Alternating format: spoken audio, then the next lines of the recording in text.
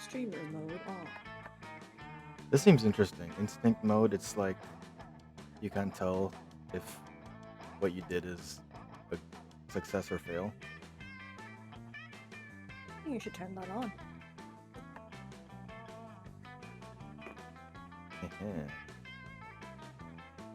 What does streamer mode even do? It's just for the credits, I think.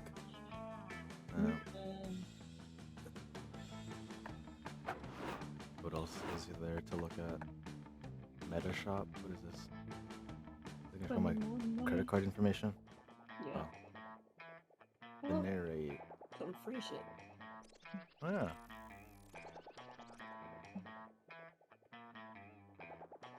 Summer memories. Oh. Cool. It's kind of like for the king. That currency. I thought it says too poor for this. That shit's for 1,000. Holy shit. Oh, is that a fridge? It looks like it.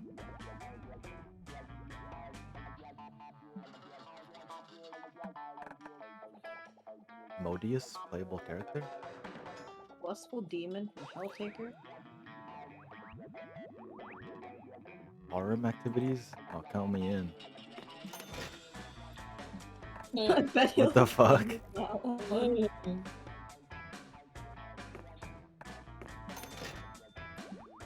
Why is the narrator jacked? Why not? Why not? My god, I didn't expect them to be so muscular.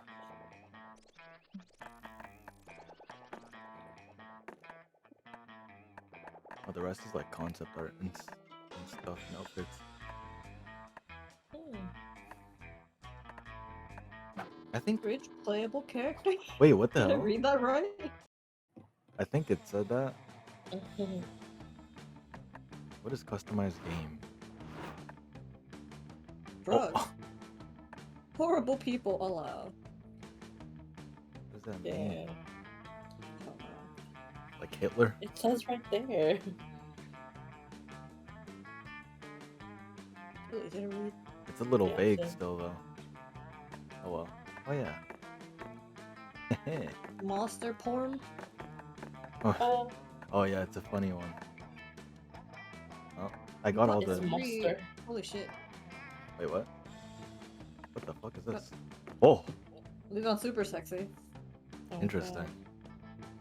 Who is Damien? Hello, Cam. Isn't that the vampire? It's the Yeah. devil dude. Oh. Liam is the vampire. I mean, I don't know. I don't know these characters. Play online. Voice interactions? Yeah. Introduction? Wait, what is About this? me. Awesome voice effects. Yes. I want to At make least my own. experience once. Wait, so yes or no? What does it mean? I don't know. I don't know. But we should turn it on. Okay. Let's go. Let's go. Isn't that We all do that. isn't that Polly? The fucking ghost girl. 3 Yes. players. Full game. What's the 90 minutes. 70 and Full 90? game. Why are you yelling? Wait. What? Nothing. What? Wait, controller. I mean, just. I think We you should Just use mouse share anyway. controller, right? Why do you need a controller? Who knows? Should we do share or Yeah. okay? I mean, I don't have one. I mean, it's not like there's a lot of clicking and shit to do, anyways. Oh, my game froze. Input is temporarily disabled. Same. Oh yeah, I need to enable that. Hold on, my game's frozen. Oh no, Good game. early access. It's a super sexy costume. But it's so super sexy. Oh, there we go. Camp Spooky, the stage of some of our dearest summers. This is like the same intro dialogue. Read it. With school far away, everything seemed possible as the sun embraced us on our way to camp. Summer has that distinct power, doesn't it? You live for the days while the nights inebriate you with possibilities. It's like life could take a turn at every corner. And for us, it did. Hey, Oh, I'll be this guy. Wait, what? Oh, hey. mm. Whoa. Oh, Hey, he has Eating Lays slaves? too. I'm eating Lays right now. Wow. he's eating slaves. I think I have to be this guy now. Okay, well, Mm. I'll be name yellow. I'll just put my name.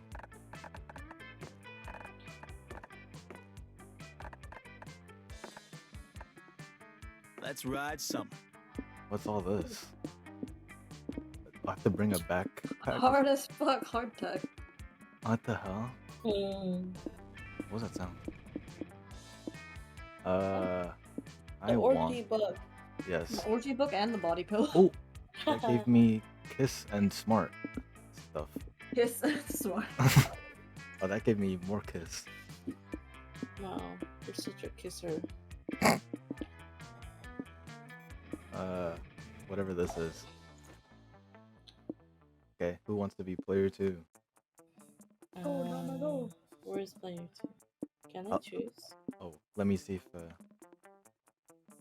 Yeah, you should be able to move with your mouse. It's arrow keys. With your mouse? Can you not use no, mouse? I can't. No. Oh. Arrow keys. Yeah, this girl. You can pick Yeah, wait. Wait, You more can swap out. characters. I don't know how to do that. Yeah, click on that. You Let want? me see. You want Nope. Susan? Oh. You want? Yes, sir. No. Oh. Oh my god, yes. Who is that? Yes, What is her. she supposed to be? Let's see what I her. don't care. Oh, that's Modius. Uh-huh. Okay, what do you want your name to be? Or you can do it if you want. Dom? Sorry.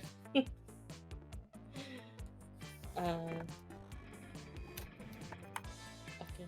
One by one, they'll all join my harem. Bootleg. Oh. Yeah, I'll join.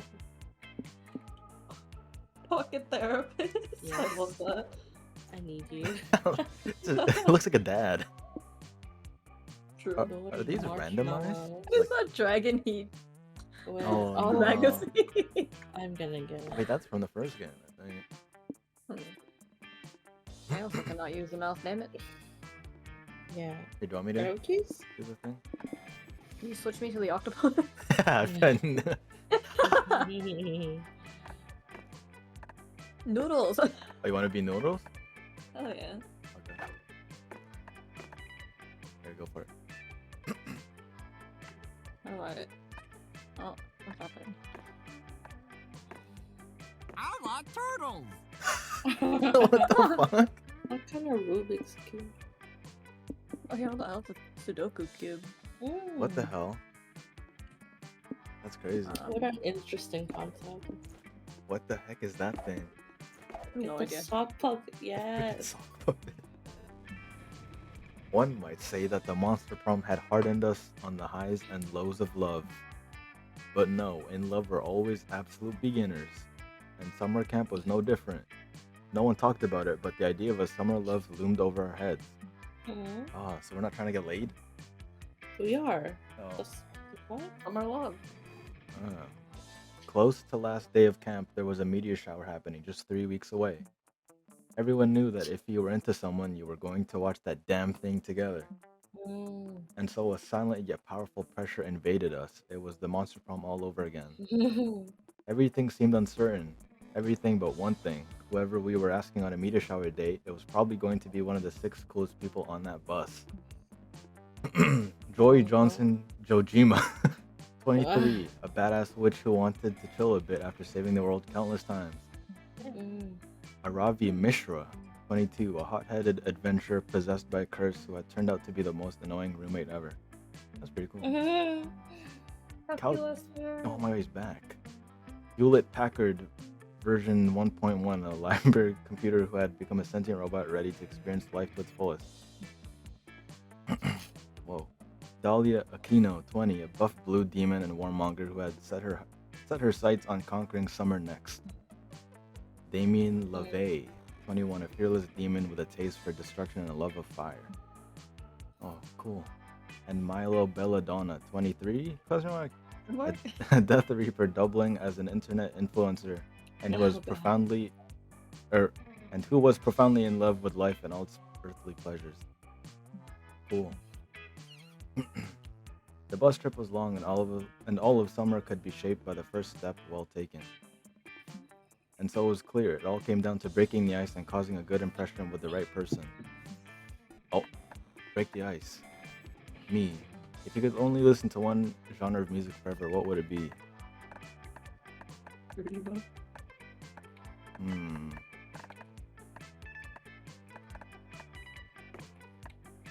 Oh, your turn.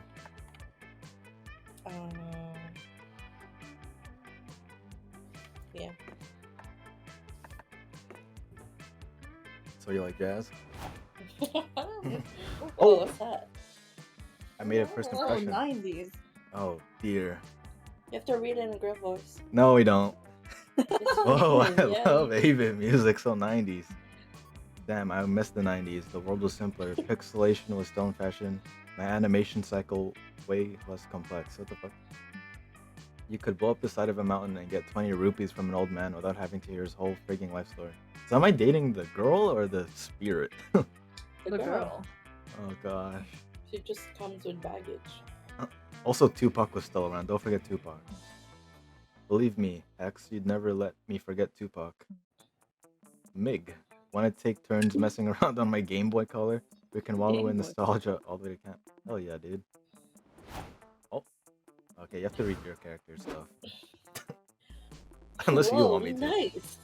I love pop music. That's not what you sound like.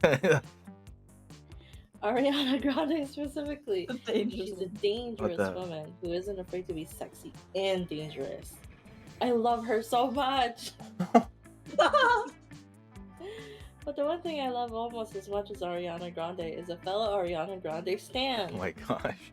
Damn. So come over here and sit with me, dog. Ooh, we've got lots to talk about at camp. Oh Dude. shit. You want to read yours? Or... No. I can read for you. Okay. Or do you want to read, Donna? Mm. Okay. How fun. I didn't know you were also a jazz fan. Noodles. It may seem strange that I like an older form of music. So many of my interests are more hip. I know. But while I love modern cuisine and social media culture, I can't help but appreciate Billie Holiday's timeless class. So who's your favorite jazz musician? We should discuss this more at camp. Oh, snap. I'll just read the girl versions for Angie. Okay. Okay. We only had 3 weeks left to woo our crushes and conquer their hearts. But as I already said, we were young and unafraid, and we were ready to start.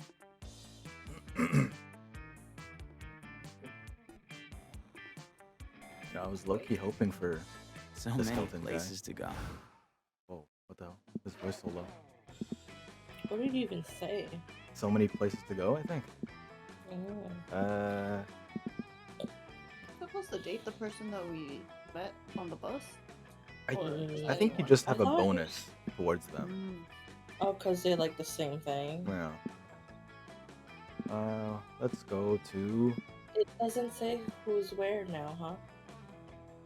I thought that was only for the cafeteria, no? No? I think if you click on it, it might. Yeah, click on something. Wait, what's all this? Oh, that's your shit. Click on it? Well, make sure you want to go there first. Lake! Oh. Ah, While looking around the lake for a private place to take a pee, you find a treasure map buried in the sand. There's a cool. fish in my leg. It leads to an X in the center of the lake. Oh, so cute. And look at the mummy in the... You gather a crew of trusted friends, don your eye patch, and sail out there to find the booty. When you arrive, you find a tiny island with a single palm tree. You dig up a box that says, open in case of a very boring day. You open the box and find 2 fun. Okay. R. Nice. That's what they are. Afterwards, you find Dahlia, Aravi, and Milo crouched around something on the sand. You head over to see what they're looking at. Oh my goodness. Jesus.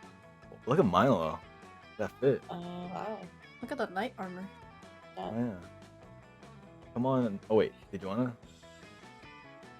Do- You wanna do the girl characters and all the guy characters? Or yeah. Come on, Dwayne. Crush him. Crush that crustacean. Jesus. Why are they all yelling? You don't have to yell. River, shut up! Eat his organs. Do a spin move. What's going on? You're trending, darling. Try moving a few centimeters to the left where I can get a better photo of you. You get close enough to see what they're all yelling at. Two hermit crabs are facing off against each other in a ring of other agitated hermit crabs. This is it, the hermit crab fight club spoken of in Monster Camp Legend. Right now it looks anything but legendary though. The crab they're calling Dwayne is getting its shell shocked by a much larger and handsomer crab. The fight is soon Get over. good. My god. Ugh, come on. At least win one match, you stupid crab. Wow. Oh, Pathetic. You're hardly worthy of the name Dwayne the Rock Lobster Johnson. Eh, That's a boy. I guess that's me. Well, yeah, he's not actually lobster for one thing. Branding trumps accuracy, darling. This is the 21st century. this is an opportunity to grow. But I do have to admit, this inspiring underdog story is quickly turning into bad content. I think it's high time we interfered. Yeah, by subjecting Dwayne to a rigorous training regimen. Pog. Don't be stupid. All he needs is better equipment, like +2 shell or a repeating crossbow. You nerd. Ah, But all of that would be utterly meaningless without a stronger presence on social media.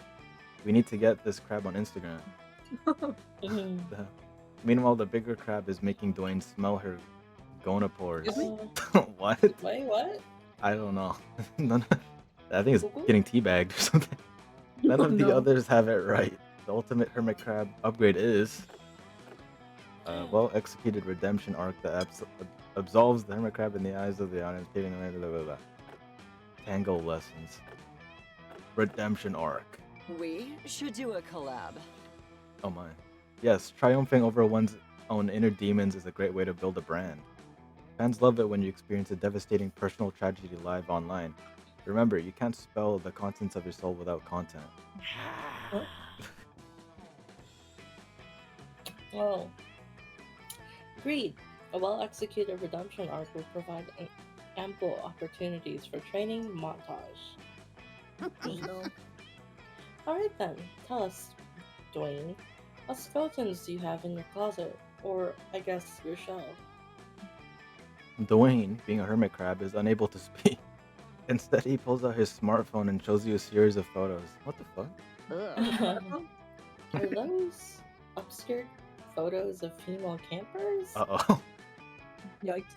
Dwayne does a little crab dance that communicates something to the effect of, yes, they are, but I'm deeply remorseful about it, and I believe we all deserve a second chance. What is even happening? Ah, I don't know. I'm a little bit uncomfortable about trying to redeem a beach pervert just to help him succeed in a fight club. Are these crabs, like, sentient? I hardly blame you. I understand where you're coming from, Dahlia, but if he truly regrets his actions and wants to change, how long must we punish him before granting him forgiveness? I mean, that is he's not cynically abusing his status in the hermit crab community to wave away his actions without actually doing any work on himself. Yeah, it's a very tricky problem. I just want to make sure we're at least giving Dwayne the benefit of the... Hmm. He's trying to take an obscure photo of me right He's now, isn't he? Not wearing one. You have armor. I think that's one of the DLC outfits that they just randomly wear. Ah, Yep, despite the fact Oh. you're not even wearing a skirt. how tasteless. He's trying to get himself in the picture too. It's an upskirt selfie. Interesting. With one swift motion, RV punts her erstwhile crab friend into the lake. As he sinks beneath the waves, she grunts in disgust. I'm not carrying you. What? Only 1 XP for that kill? Meg has the worst plans. Hey. You try to defend yourself by pointing out that your plan never involved punting a crab into the lake. That doesn't help though, because it's the only fun part, or it's the only part of the plan anybody liked. You lose -2 charm and -1. You actually lose Damn. stats now. That's fucked. I should have brought my sledgehammer. What? What's this? Oh, I have to.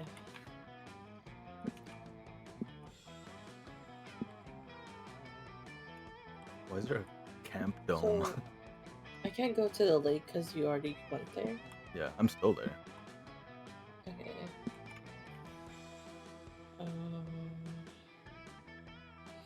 I keep looking at my little avatar's Yeah, face. like staring into my soul. Oh. Oh. I already skipped one. Okay. I guess I'll read this one. Okay. The cultists are wearing terrifying black robes, standing over a bloodied body and chanting. You try to flee, but one of them shoves the flyer in your hand. The ink burns your eyes to read, but you manage to find the words. New recruits get healthcare benefits with same-day sign-up. Wow. Fuck yeah. What? Sold. You gain a bunch of new cultist buddies, and your new insurance covers spontaneous +2 boldness growth. Cool. Woo. Interesting. Whoa. Hey, it's A wall Calculuster. collapses, and there's Dahlia with her fist out. Calculuster stands sheepishly next to her. May I chime in? You- Friend Dahlia, there was a door a mere 36 centimeters from the impact point of your punch. Dahlia is here! So, we Akinos make our own doors. I respect your rich family history of punching your way through walls. Mm-hmm. However, I feel it is my duty to inform you that that utilizing pre-existing doors is 3.1 times more efficient than punching through walls and reduces knuckle wear and tear. Such an honorable scout! This is why you're such a powerful ally, Calculuster. I never would have thought of using doors on my own. Hey, let's try this one over here. Oh, Dahlia opens the door to her left, and the deluge of screaming tongues pour out. Neither she nor Calculuster seemed the least bit startled by this. Look at Calculuster's face. Engaging campmodule.exe. Friend Dahlia, I had no idea you two were incapable of fear. Bonding experience initiated. Nothing What? scared Dahlia! No, I definitely experienced fear. I'm just not afraid of a closet full of screaming tongues specifically. Specifically, Screaming tongues? yeah, I don't know. A healthy sense of fear is an important survival trait and a necessary quality in a good leader. My fears include not being the best, exploding, and institutional racism. I see. I thought I had found someone else like me, but instead it seems I'm both a poor facsimile of a living creature and a poor leader. Oh well. Chin up, my metal friend. It's going to be okay. Error 404. I have no chin, and no it is not. Oh. It's sad. Yes, it is, because Dawn and I are going to teach you how to feel fear so you can become the great leader you were born to be. I was also not born. So you can become the great leader you were made to be. Pretty sure Dahlia's not going to be able to accomplish this monumental task on her own. You're going to need to step in. Luckily, you know just how to scare Calculus. Trying to scare him? That's fucked up. Uh-oh. I mean...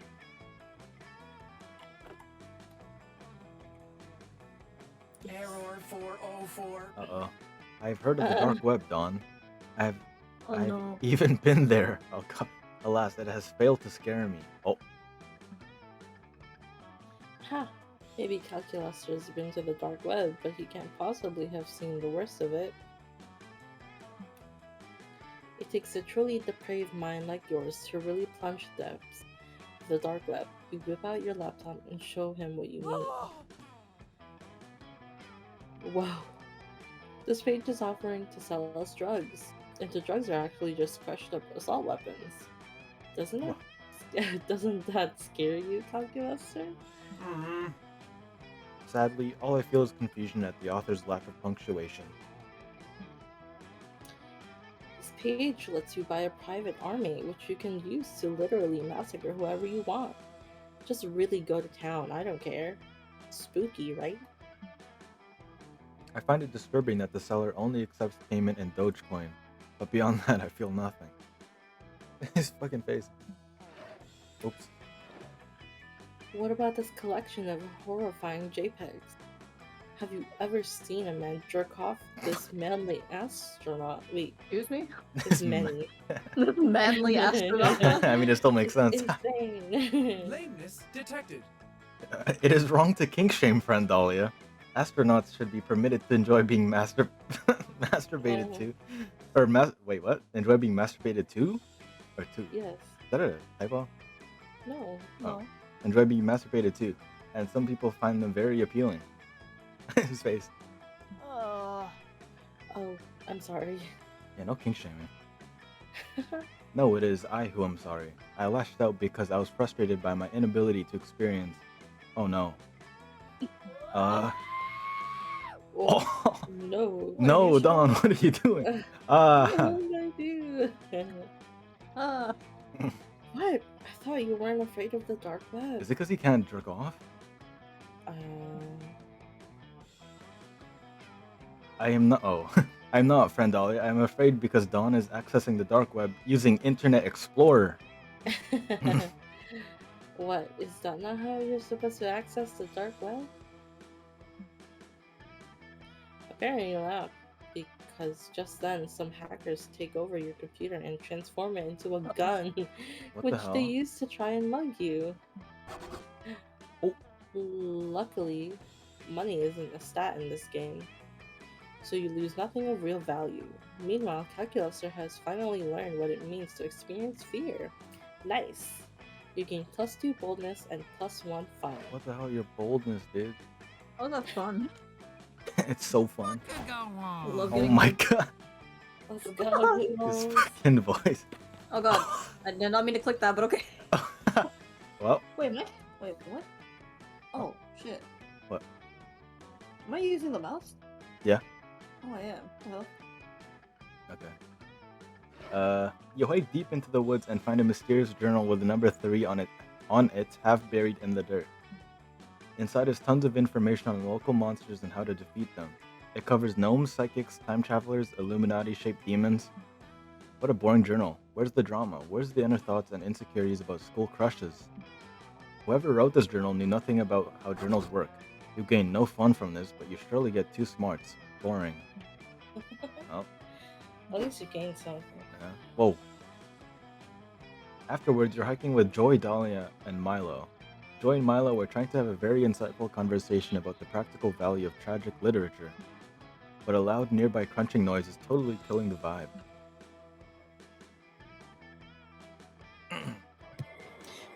Okay, Dahlia, what Have your are fan you on? eating? Yep, and it's hot. I thought I told you that chewing on the bones of your enemies is a choking hazard. Oh. I'm not choking on anything. I'm eating these berries I found a few minutes ago. They're so colorful and bright and full of possibilities. Ah, much like your future, darling. Wait, how do you know those berries aren't poisonous? I guess I don't. Well, the only way to know for sure would be to eat all of them and see if I get poisoned. What the fuck? That is literally the worst method I can think of to solve this. Milo, back me up here. What doesn't kill you makes you stronger. But I like Dahlia's go-getter attitude. You miss 100% of the shots you don't take. Always the same with you. Ugh, we're both hopeless. I guess I'll save the day again. Off the clock, might I add.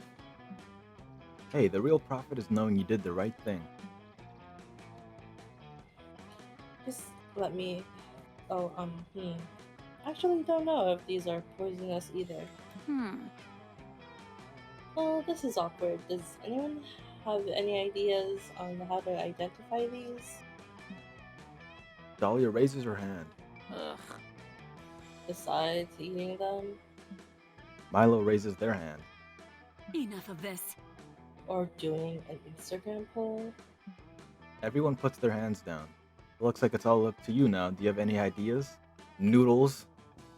Noodles. Find some solid lovers? Wow. The hell? Like the berries Yelp reviews. How do you do that even? I don't know. Seriously? Oh, Donna. Are you sure? I feel super comfortable just murdering some random innocent stranger in the woods.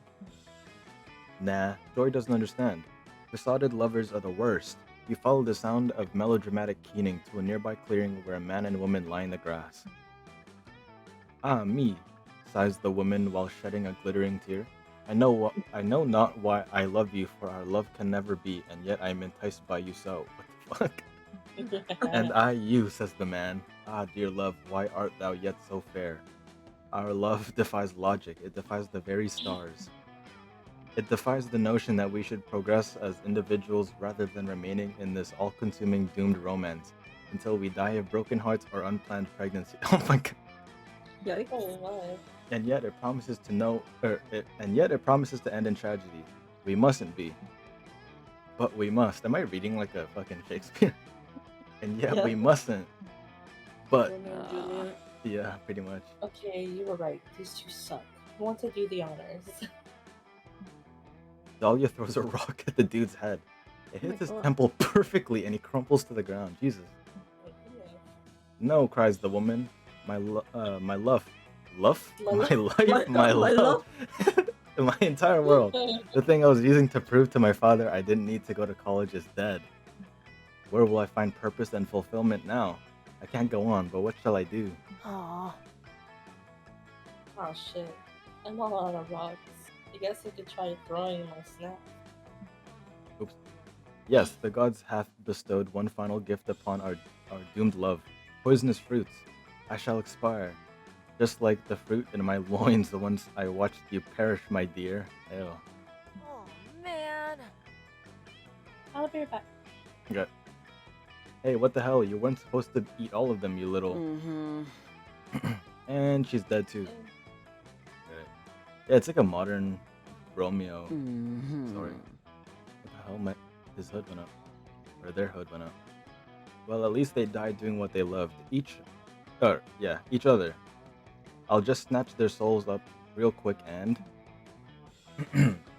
cries the man, sitting up suddenly. What the fuck? She passed the test. That's so great. She really loved me after all. Ah, Wait, you weren't even fucking dead? Nope. I was testing to see if she was truly in love with me. Everyone knows you have to hold out for the woman who becomes so enamored with you that she'd die alongside you if another rocket's in the temple. This time it passes cleanly through his skull. Damn. Have no fear. Yes! Dahlia's The here. battle is won. I may not have killed you the first time, but Dahlia never fails. Good for Dahlia.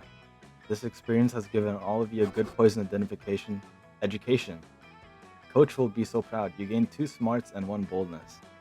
Damn, I'm the only one who You're lost. so shit. smart. What is this?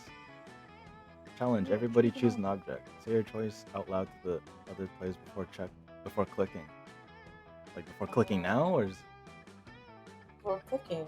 Okay, wait. Isn't- What? You just pick a random object? I guess so. Oh, picker. Oh, this is the voice thing. Uh-huh. The voice interjections. Okay. Okay, wait. Should Uh, count down. I have But one. Angie already said. Whoop. Oh, I didn't hear it. It's a toilet paper. Okay, yeah. I got one. Thank you. 3, 2, 1. Mini Lotion. fridge. Is it lotion? Yeah. Play orders based on which object you'd be least likely to roast over a campfire Oh. and eat. Even in a Dude. toilet paper. I said mini fridge. Oh, Donna said lotion. yes. So I think Wait, so Really edible. none of them are edible. Well, technically, you can still eat toilet paper and lotion. yeah. Oh god. So is first the least think- likely? Play orders based on which. Yes. Okay, so then I'd be So you first, win. and then You can't really roast lotion. yeah. Roast the Alright. bottle. I Yeah. need to lower the music down. First, Also, what did that a do? snack. What was that even for? Turn Yes. order? Oh Oh, yeah. okay. You go first Uh, anyway. Rigged. Rigged. Let's go to the camp dome. Oh, that guy's cutting back. This nipple ring. Thanks. Whose arm is that? that day at the camp dome, you play Never Have I Ever Extreme. Every time someone mentions something you've done, you have to cut a finger off. Oh Holy my shit. goodness. But besides the finger part, this is finally a great time to brag about all the cool illegal things you've done. You're the first out, and while they're sewing their digits back on, you get to regale your friends with stories of how you robbed a bank while wearing your grandfather's skull as a hat. You're so Mhm. cool. Yeah, I don't know. Also, they stole you +2 charm to your left hand by mistake. Oh hey, you link up with Aravi to help her loot the bodies of the dozens of campfires. Dozens of campers who have perished during today's camp games. You guys seen any loot around here? Ugh. Another locket containing a photograph of a family who will never see their son again. These campers are dropping the worst loot today. So she's like a nerd, or like she's a gamer. Sick. On the bright side, I've decided to take up figure drawing, and these dead bodies are good practice. Check it out. If this is just a stiff figure with the words pretty dead where the face should be. It's conceptual. Conceptual? Why did I say it like that? It's conceptual. Anyway, I'm bored. Wanna go bug that hot bat lady posing for all those cameras? Oh, bad lady. Yeah, I wanna see what she looks like. What? Sure enough, there's a young adult bat hybrid surrounded by cameras and wielding a very fancy looking longbow. You follow Aravi over to see what's up. Hey, What? Pokemon. Yeah. Hey, who are you and why are you being interviewed in the camp dome? Fatness is here. You mean you haven't heard of me? I'm Fatness, friend of the people and sworn enemy of the Chancellor. Huh? Who's the chancellor? Must resist propaganda. You don't know who the Chancellor is? His disinformation is more powerful than I could have imagined, but with my bow, I'll... Hey, that's a cool bow. I do archery too, it's kind of my thing. Trust me, I'm the protagonist. No, sorry, you don't do archery. Archery's my thing, and I'm the protagonist, so... Prepare to die. What? I'm the Jesus. protagonist, you nocturnal mammal piece of shit. Prepare Oh to my get God. stabbed. She's so aggro. Wait, Ravi, didn't your therapist say that stabbing sometimes isn't the answer? I'm no expert, but I think this might be one of those times. Just count to 10, Yeah, then you stab I them. guess you're right, man. Being emotionally mature is hard. Ravi puts away her knife and pulls out a crossbow. Here for it. Yeah, that's a great idea. Beating her in an archery contest will show her once and for all who the protagonist really is. Oh, yeah, Peter in an archery contest. That was my plan all along. Let's do that. Blushing. Yeah, what the heck? And so the contest begins. Aravi shoots a bullseye, and then Batness splits her arrow with another bullseye. And then Aravi splits her arrow. And, unless Aravi can come up with a more impressive shot than repeated arrow-splitting bullseyes, this contest is never gonna end. Any ideas? Forget the bullseye. Look beyond mirror pins and shoot the bull's heart. Shoot Batness so hard the arrow hurts her. That's mean. No. In the It's in feelings? the Is that like feelings? a Cupid arrow? I guess so. Keep the arrow that hurts. Yeah. Which one? Which one will you pick? I'm trying to go for her though, so I don't think I care about Batness. Is she even a choice? Fuck it, let's do this one. I'll shoot the bull's heart. You whisper your idea and Aravi's fear, and she grins wickedly. MVP! Way ahead of you, Meg. She's not. She was totally surprised by your idea, but she's pretending it was her idea to maintain a sense of control over the situation. Shut up, Hex! God. Hex, you know I hate it when you broadcast my thoughts and insecurities. Whatever, let's do this. Aravi loads her crossbow and lets an arrow fly. Right into the target. This time though, it doesn't hit the bullseye. Bootlicker! Ha! Looks like your luck's run out, bootlicker. Try all you want, you'll never match my skill because I'm... Holy shit, the target is bleeding. It fell over. I think it's dead. Dead? It's an archery target. It can't die. Level up, loser! That's what you think, jabroni. All targets have a heart. They just hide it under a tough, stripy exterior because they're worried about getting hurt again. But I fired an arrow with such tenderness that its gentle whistling caused the target to finally let go of its past trauma and open up emotionally. This is deep. The- All monsters must So I die! could kill it physically. Fuck. His face. I've never heard of such a thing in my short and action-packed life. I love the bat's expressions. Bye, Yeah. loser!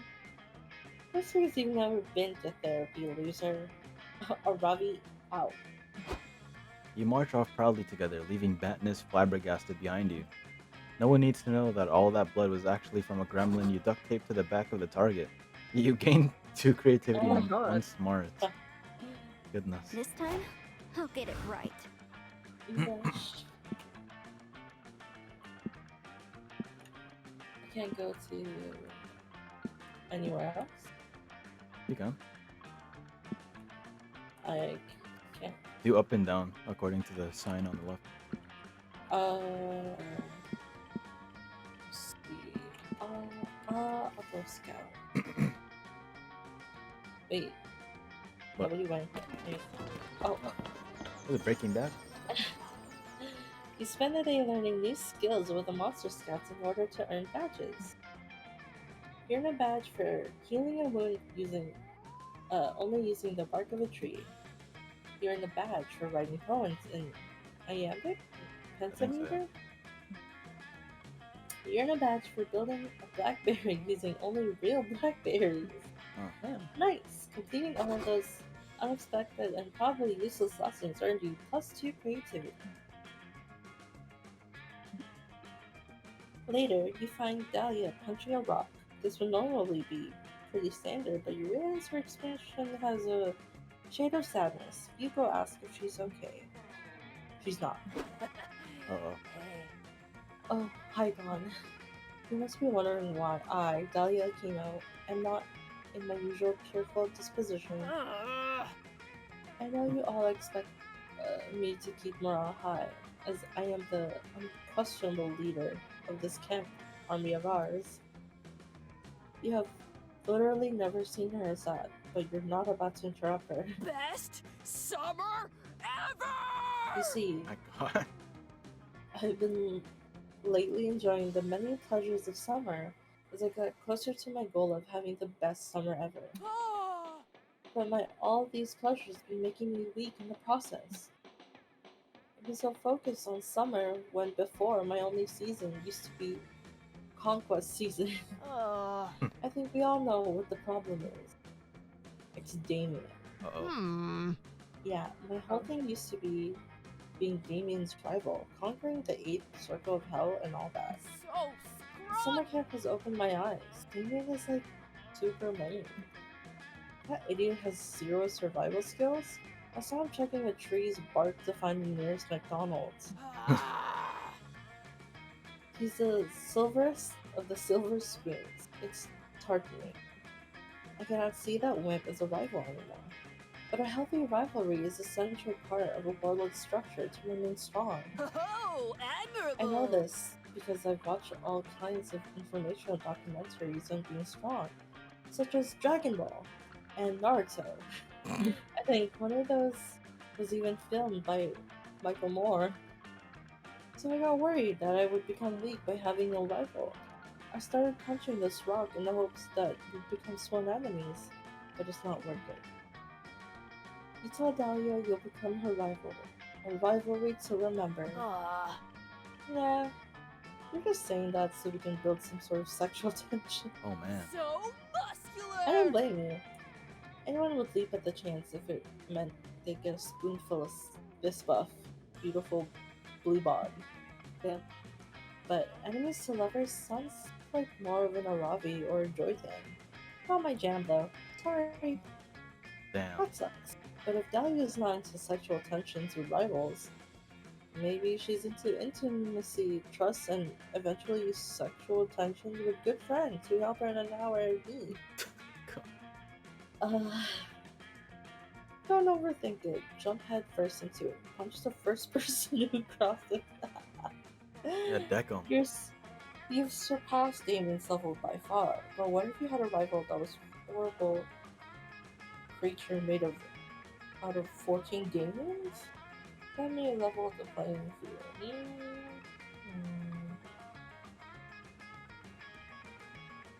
Okay. Yes. Okay, I'm intrigued. Damien turned out to be a sad little wimp. But maybe 14 Damiens together will add up Fuck. to something worthy of my time. Let's get down to The business. math checks out. Does it though? Anyway, you roll up your sleeves and recite a black magic spell you may or may not have created a rainy Saturday a month ago during your being obsessed with Damien phase. What the fuck? Halfway Interesting. through chanting, you realize you never actually perfected the Hiram Damien spell. Since that evening you got distracted and derailed into voraciously writing Paul Blart's smut. Ew. Who's Paul Blart? The fucking mall cop, dude. Paul Blart Mall Cop, the movie.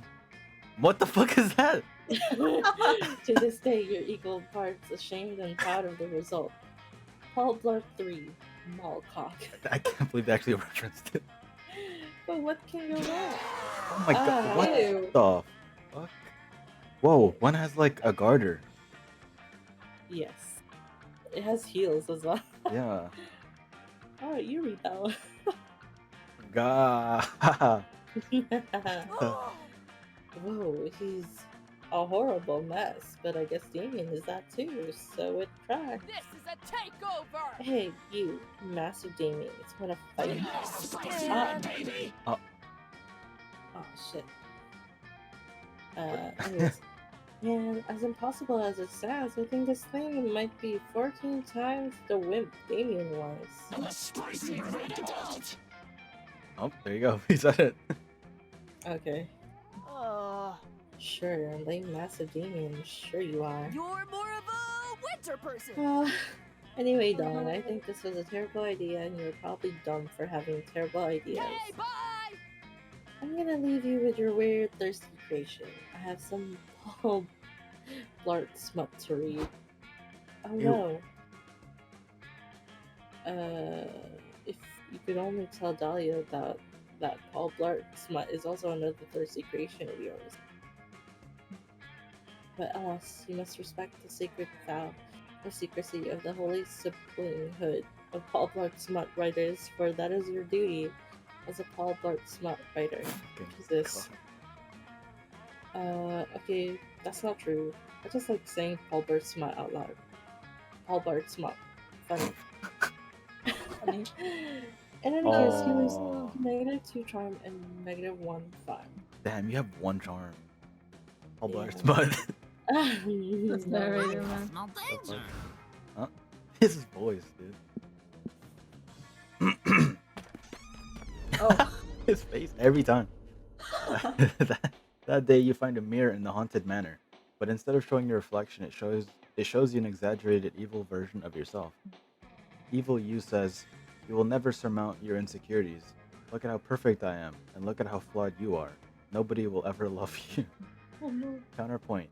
Many of your perceived flaws are totally fabricated by greedy companies looking to make a profit by promising to fix things you literally can't control. As soon as you say that, evil you shrieks bloody murder and disappears. Nice, you gain +2 boldness because you're amazing just the way you are. Wow. Yeah. Oh. Shortly after, you're helping join Milo exorcise an evil spirit from the haunted manor. The world is at risk again. Okay, Milo, Noodles, I need your help making sure this binding circle doesn't break. Otherwise, the spirit could escape and terrorize humanity forever. Huh? Yes, of course, darling, and we'd never let that happen. If the haunted manor becomes possessed by a malevolent spirit, horrible things would happen. Hashtag blessed. For example, I can't post that lovely selfie I took by the entrance with the caption #blessed. It would be in such poor taste. It's nice to have such selfless friends. However, just as Joy is starting to say the dread summoning chant, you're interrupted by a ringing doorbell. Pizza for Milo and Uh-huh. Joy. What the grudge? Sup? I've got a large pepperoni pizza for you three, or four, I guess. You 3.5? What's with the dude in the middle of the pentagram? Wait, hold on, I think someone get Did you see? disconnected. I should have. There's so much talking in this game. Yes. There's so much reading. Where's the voice acting? They never had voice acting. I don't think. Yeah, that's that. I noticed that there's more art though. Yeah. Like these side characters usually don't have art. But yeah. Hello? Yeah. Noodles? Saw a pizza delivery man and then everything died. She killed. I think they just got here, so. I'm back. Okay, Donna. Yeah, we did again. Oh yeah, no, that's the guy. Pizza. Ugh. A pizza? I never ordered a pizza. I hate delivery food with a passion. That's not vegan friendly. Yeah, it's definitely not for me either. Vegans don't eat pepperoni pizza, and we're also in the middle of something very important. And if you ruin my concentration, you... Oh. Nah, dudes. I'm sure this pizza's for you. I've got the address right here, clear as day. Mysterious, dilapidated, haunted manor in the heart of the woods. How on earth did you find this place with such a vague instruction? Where's my tip?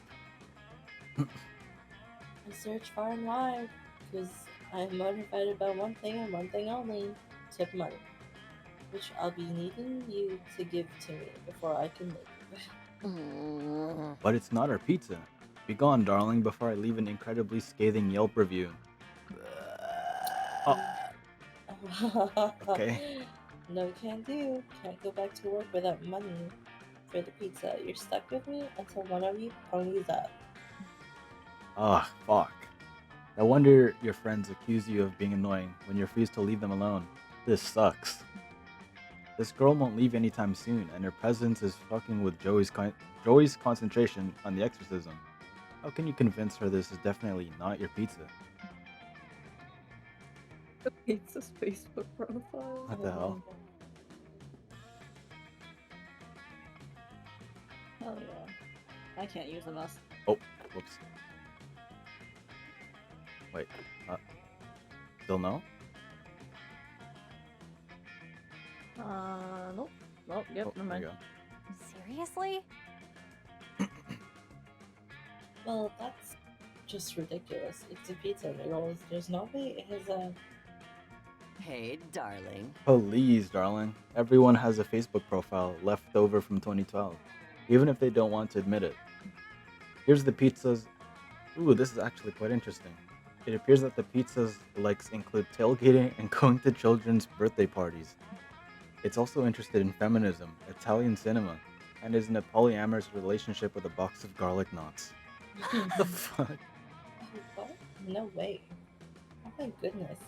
It even has a photo album of its cruise from Sicily to New York.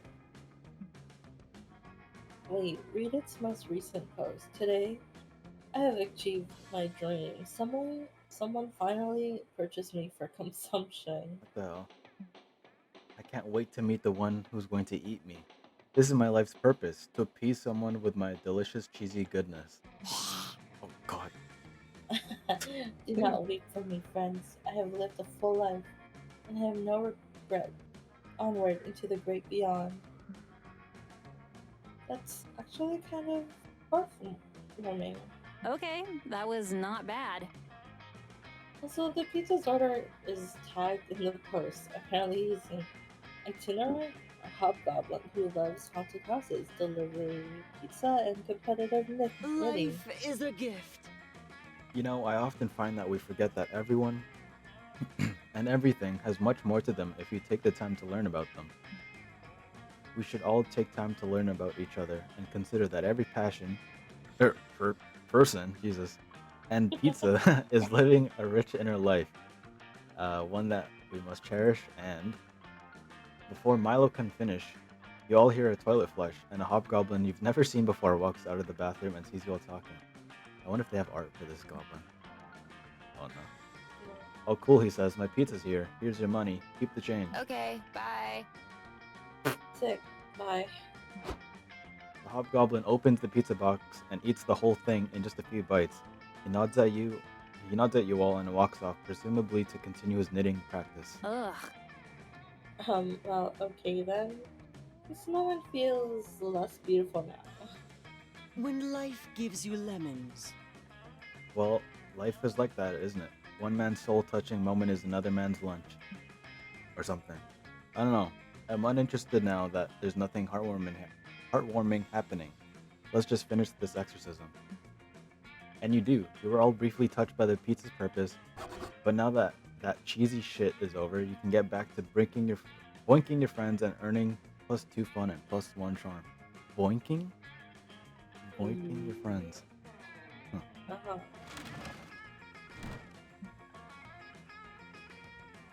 Something bad? I don't think we have to do the 3, 2, 1.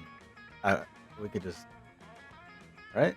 Doesn't it work the same if we just make our decision? Sure. Yeah, I guess so. Everybody does something bad. Expired milk. Cilantro. Say cilantro. Yes.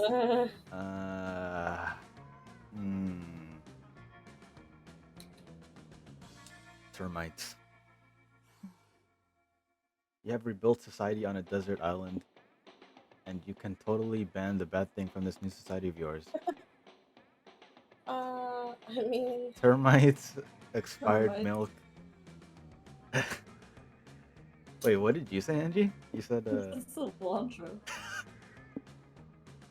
you can also just randomize it. Yeah, let's just If we don't know. randomize. Oh. Oh, there you go.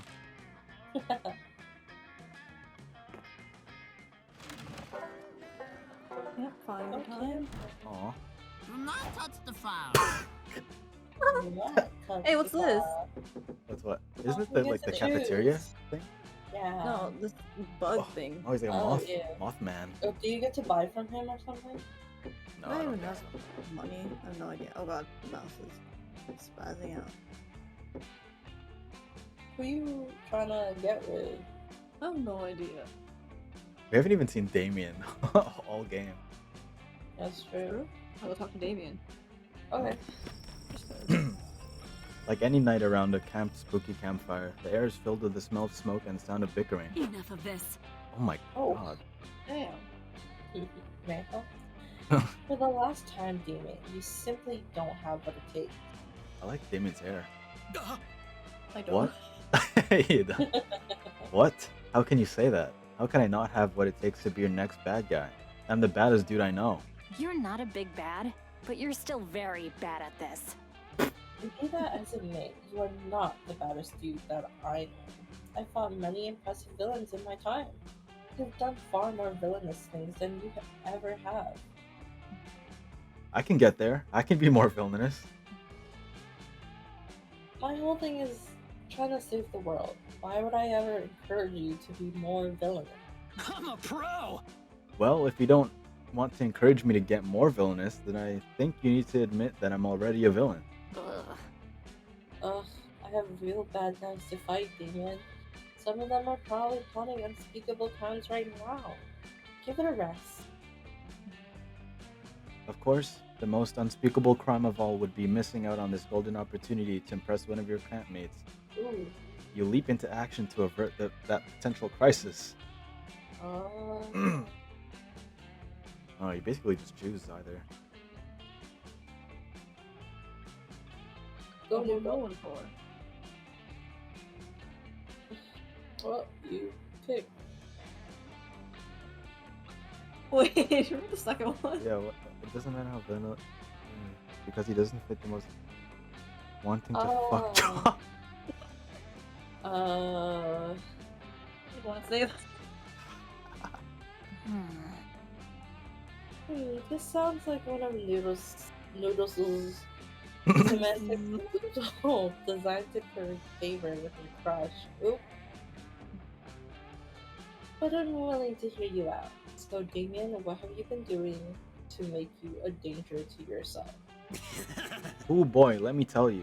I arm wrestled a crocodile for a piece of gum, but it was my arm versus the crocodile's mouth. I used a beehive as a punching bag and wore a bear trap as a bracelet. And for breakfast I had hot sauce and nothing but hot sauce, and also the hot sauce bottle. And I went sledding down a mountain at a 90-degree angle straight down, and the sled was my own ass sitting on nothing but the ice. And then I did laundry without fabric softener. The fuck? Okay, stop. Are these really all things you've done in your lifetime? He's such a dork. That's Damien style, baby. Lifetime. Joy, these are all the things I've done in the past 48 hours. I'm actually blushing. Yeah. Okay, I may be able to work with that. I think it's pretty clear the first precaution we need to take. Huh? Epic laser sword showdown at the end of a cliff. Ugh. No, the first thing I'm going to do is wrap you in a bubble wrap. What the fuck? Rad! Yes, our first real villain fight. Joy wraps Damien tightly in bubble wrap as he celebrates his defeat, and this is good for you for 3 reasons. 1. Damien is thrilled, so mission accomplished. 2. Damien is now at least 26.4% safer from his own shenanigans. 3. Damien actually looks really hot wrapped in bubble wrap. Is this your kink now? Apparently this is your kink now. You secretly stash away some bubble wrap just in case you get to battle Damien yourself one day. Narrator, My man. boy. Interesting. Oh wait, he's over here. Yay, more calculus here. What happens if you sit alone? Yeah. You just get something, I guess. It's dark, so dark. The darkness surrounds you. You are lost to the darkness. Suddenly you remember that your eyes are closed. That's why it's so dark. You open them and see Aravi, and Marmanda hanging by the campfire fuck is- nearby. Who's Marmanda? Excited for our food truck. Oh, from the first game. Yeah. I think that's the monster porn. I see.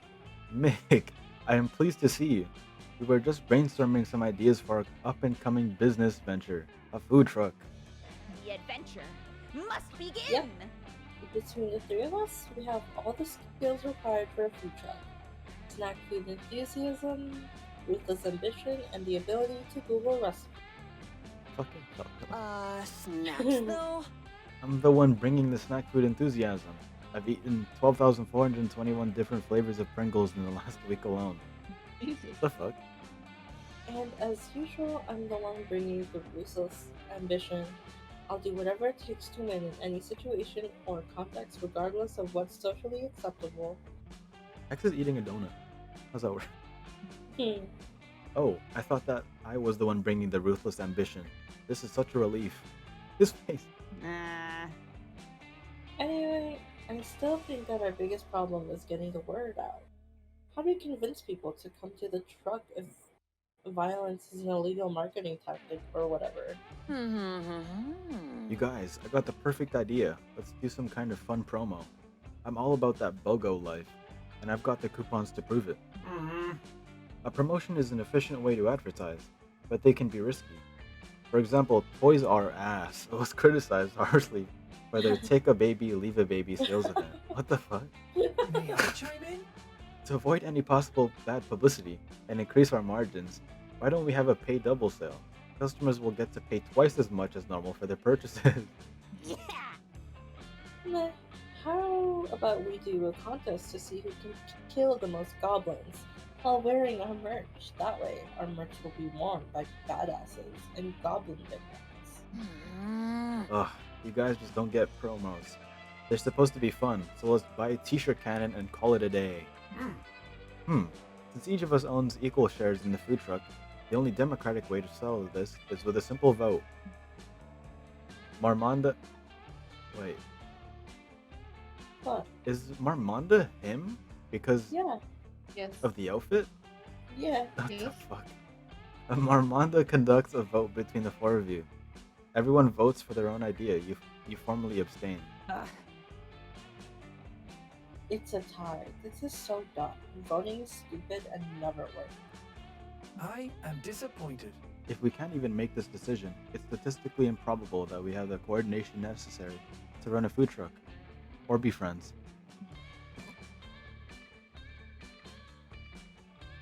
Wait, is it you or me? I mean, quick, help your friends think of the best promo ever for their food truck. If you don't, you'll never get to taste their greasy, overpriced, lukewarm food, snack foods. Pie day, buy 2 pies, get. Uh. Holy shit. That's still not even that much. Cheat day, day about forgetting your diet and treating yourself. Probably this one too. Oh, how feasible. Cheat days are a very popular concept. For example, every 2 years I cheat and allow myself to interrupt someone, even though it's not polite. Oh, yeah. Hell yeah, bro. On my cheat days, I give myself a special treat, consuming Aravi's most precious memories. Yeah. damn it, Hex. Is that why I can't remember any of my loop-themed childhood birthday parties? Ugh, whatever. Those memories weren't that precious anyway. We should totally do the cheat day promo. It's a sick idea. I take a cheat day once a month myself. Oh, we're aware, Aravi. You realize that the government sends out national security alerts about your cheat days, right? Ha! That's awesome. And honestly, it's justified. I usually start out a cheat day by inputting a quick rosebud or motherload command for infinite mining. Is that The Sims? Yeah. Yeah. Play of the game! And then I rapidly jump up and down. Wait, up, down, left, right, BA, and then I press start. That gives me infinite lives, so I'm functionally unkillable. But cheat codes are tricky because if you use them too much, it just kind of takes the challenge away. And also, you clip through many walls way more. That's why I just do once a month. Engaging campmodule.exe. Amazing, Aravi. I did the math, and our food truck customers have a 99.6% chance of standing this promo. Which specific cheat code do you suggest we give the customers? You know what would be hilarious? We should tell our customers how to turn on huge heads mode. This will be fun. OMG, Ravi, that would be so fun. We have to do it. Their heads will be so big they'll look like such idiots. Lol. I just have one question. Wouldn't our customers not enjoy having huge heads? Don't humans have very frail necks that are incapable of supporting much weight? Oh yeah, good point. I guess we could just give the customers a cheat code to skip everything and get to the final level. What's the final level? I Hey. can't explain it, Cal. But when you get there, you'll know. Trust me. I mean, I guess you were pretty great. And I guess one of us should say thanks to Mike for coming up with a good idea. Thank you. I mean, thanks. Oh, she blushing. We have an awesome afternoon brainstorming food truck ideas together. At one point, Aravi mentions that she wants to show you her hot coffee mod Oh. later. Gore. That's a sex mod in GTA. Oh, Do you like Interesting. chocolate You know that. pancakes? Hey, go sit by yourself, nerd. I might as well talk to Bug. Bug boy? Bug. Yes. Hello, hello. Oh. Hello. Why, hello Thanks there, for- Dawn. What are you up to? What'd you say? No. Not much. Just scrolling on your phone because you're feeling a little introverted right now. Ah, you don't feel like talking? That's okay. I'll play on my phone too. Cool, you and Moss sit in comfortable silence for all of 15 seconds. Then you get a text from Moss that says, "Please tell me some gossip. I'm so bored, please." Oh, sorry, did I send that to you? I meant to send that to my cousin Dawn. It's a common name among moth people, you know. No, it's not. Moss is obviously lying through his metaphorical teeth, so you suppose there's nothing wrong with you lying through. What? Nothing wrong with you lying through this gossip to get him to leave you alone. Let's go. Oh, what? Oh. Just play to strike with your Uh, gossip skills. Choose What does that mean? Choose one. So you're gossiping with Hello. Angie? Yeah, She yeah. was gossiping about me. Oh, Moss. that's rude. Music video. Ew! Ew. What the fuck? Wait, I choose again? Was that your choice the first time? No. No. This is still your turn. Booty. Type it. What the hell? Oh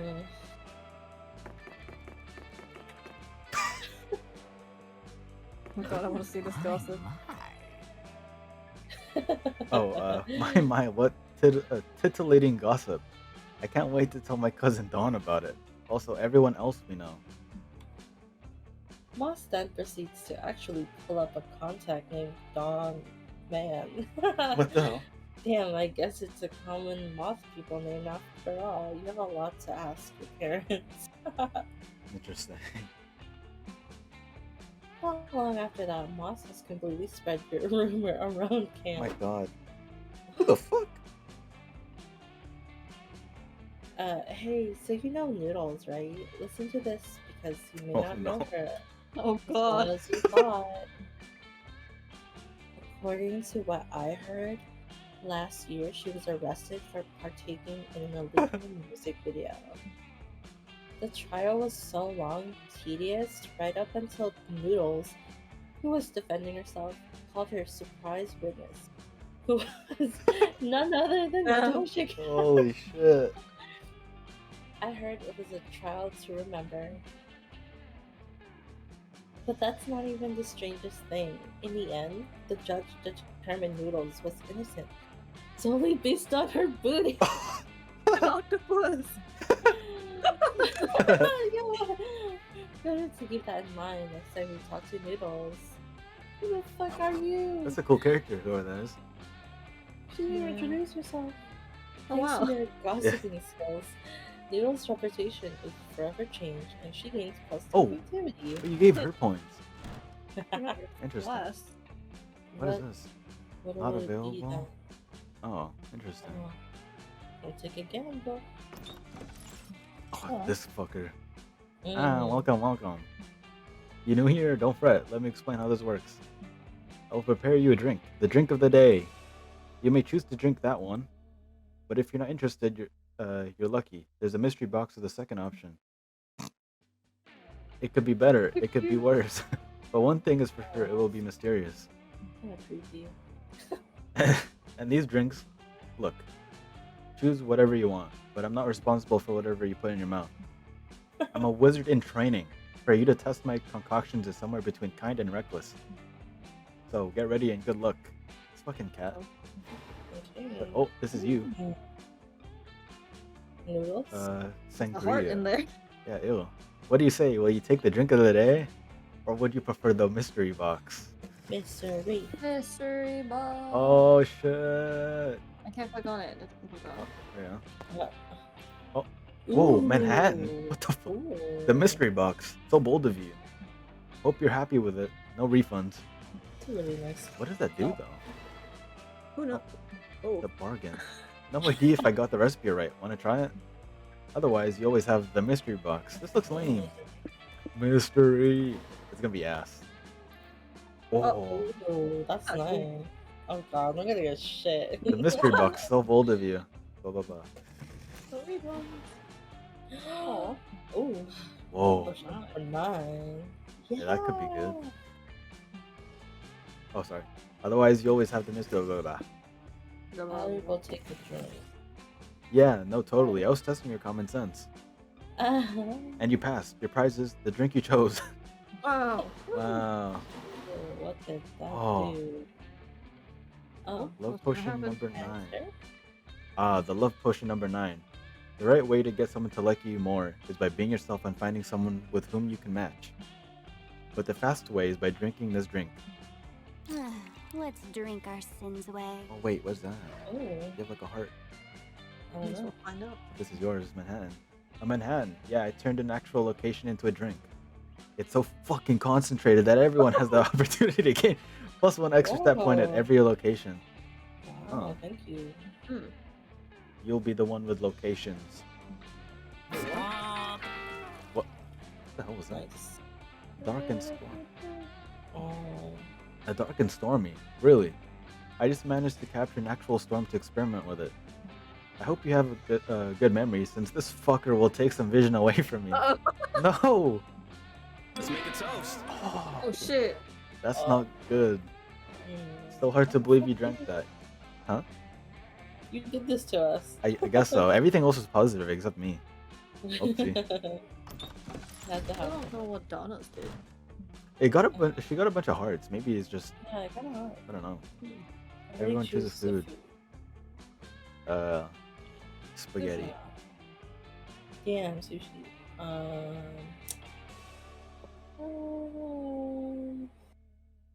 Burrito. How long does it stay? Okay, so we got spaghetti, sushi, and burrito. Player orders decided based on which food you would choose to have in monstrous quantities in a survival scenario. Oh, was it spaghetti, burrito, and sushi? I would probably vote for sushi. Really? I can have a monstrous quantity. Yeah. I have a monstrous quantity of everything but spaghetti. That's true. Okay, so let's do sushi, burrito. Agree? Agree. Sure. How long does that drink last? Probably until the next one. Oh, look, plus 1. One. Who's first? Oh, noodle. Noodle. Noodle. Well, you should go to the lake. You The got lake? first. Oh, true. Oh my god!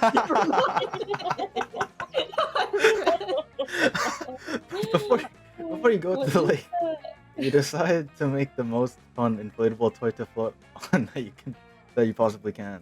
You combine many of your favorite fun things: ice cream, tabletop games, watching your enemies fail, and ducks. The resulting amalgamation is certainly interesting, even if it doesn't exactly float on water. You decide to tame your toy Dr. Frankenfun, or maybe you should name it Dr. Frankenfun's monster? Just beholding the horror you've created gives you fun. Pretty fun. I think it's like the last game where each location has a stat allocated to it, so the lake will always give you fun. Pretty sure. I don't even know what stat I need. Yeah, me neither. And now we definitely don't know. I don't know who I'm going for. So. There's little you love more than loving on Milo. Oh. So it's fun to see how many other people are in the same lovesick boat. This comment says This comment says the composition in your selfies is always so artistic. You should go into photography. And this person says you post the most inspirational quotes.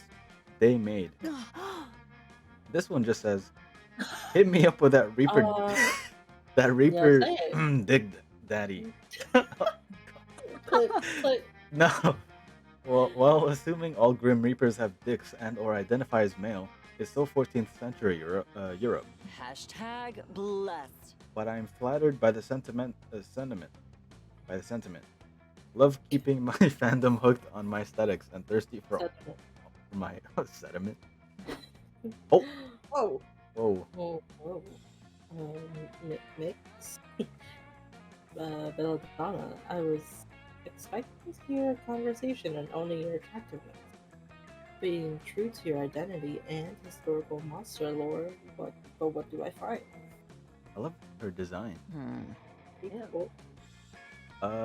Exactly the conversation you just described, Camp Director Miss Weaving? No, you on your phone, as always. Probably making blog posts on your TikTok page. I hardly blame you. Camp Director Miss Weaving. Maybe if you got a social media page of your own, you'd be able to better relate to your campers. It really is the social hub. I don't want to hear it. I refuse to consider the possibility that online interactions can possibly help people form connections or express themselves, on the grounds that I didn't have the internet when I was your age. Oh, Here. I am sick and tired of you campers, burying your noses in your phones when you could be living in the real world, forming real connections, doing real manual labor. As such, Miss Belladonna, I'm confiscating your Instagram account until further notice. how do you? Getting the account? Yeah, how do you? Uh, Oh, here we go. You just admitted you're not familiar with the internet. Let me tell you, that's not how it works. You can't just confiscate My someone's. phone. What? My Instagram account is gone. It just disappeared. How is that possible? I told you, Miss Belladonna, I confiscated it, and there's nothing you can do to get it back. That can't be true, and it won't be true if you have anything to do about it. If there's one way to impress Milo, it's gotta be to get their Insta back. Your plan? God.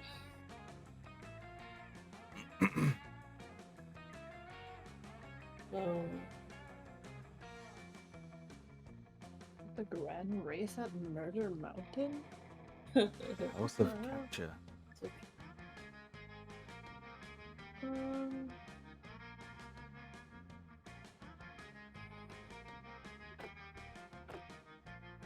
Oh, The House of Capture?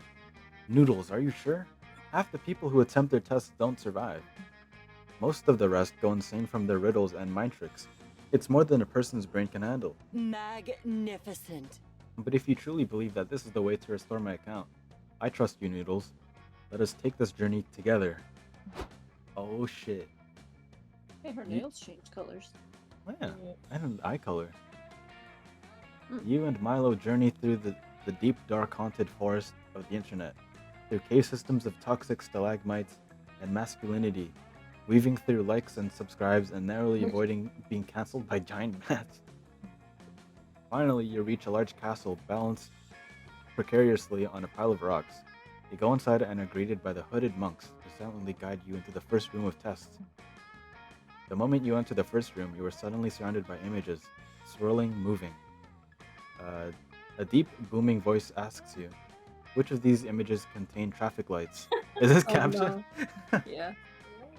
Together, you and Milo carefully and nervously touch each image containing a traffic light. You are silently guided to the next room. This room has a floor of sand, on which has been scrawled some nearly imperceptible phrase. A large stick lies next to it. I don't know what to do. But you do. You squint at the letters, imagining how they would look less slanted, less pixelated. You pick up the stick and write X5RG2 below it. You're right, that was the phrase that was there. A trap door swings open where the writing was, and you and Milo descend a ladder into the darkness. Approach the flame, says a voice clearly referencing the fire in the middle of the room, and whisper into it the name of your first pet. The two of you do so, and the fire turns bright green. One final question, says the voice, tone more intense than ever. Look deep into your soul and ask yourself, then answer me.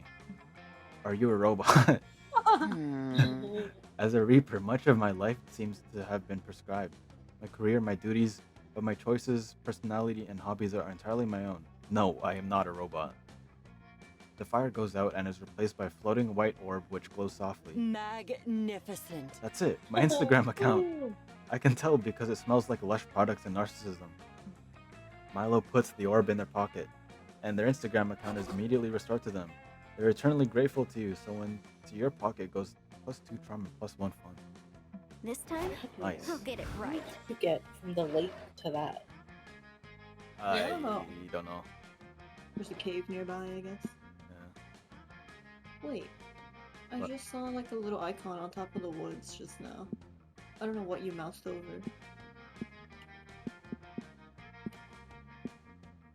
I think if you like look at your stats, you'll have little icons. Oh, there it is, yeah. So I you don't get know what I smart need. when you go in the woods. Well, I need charm, but I don't know if I should even balance out my shit.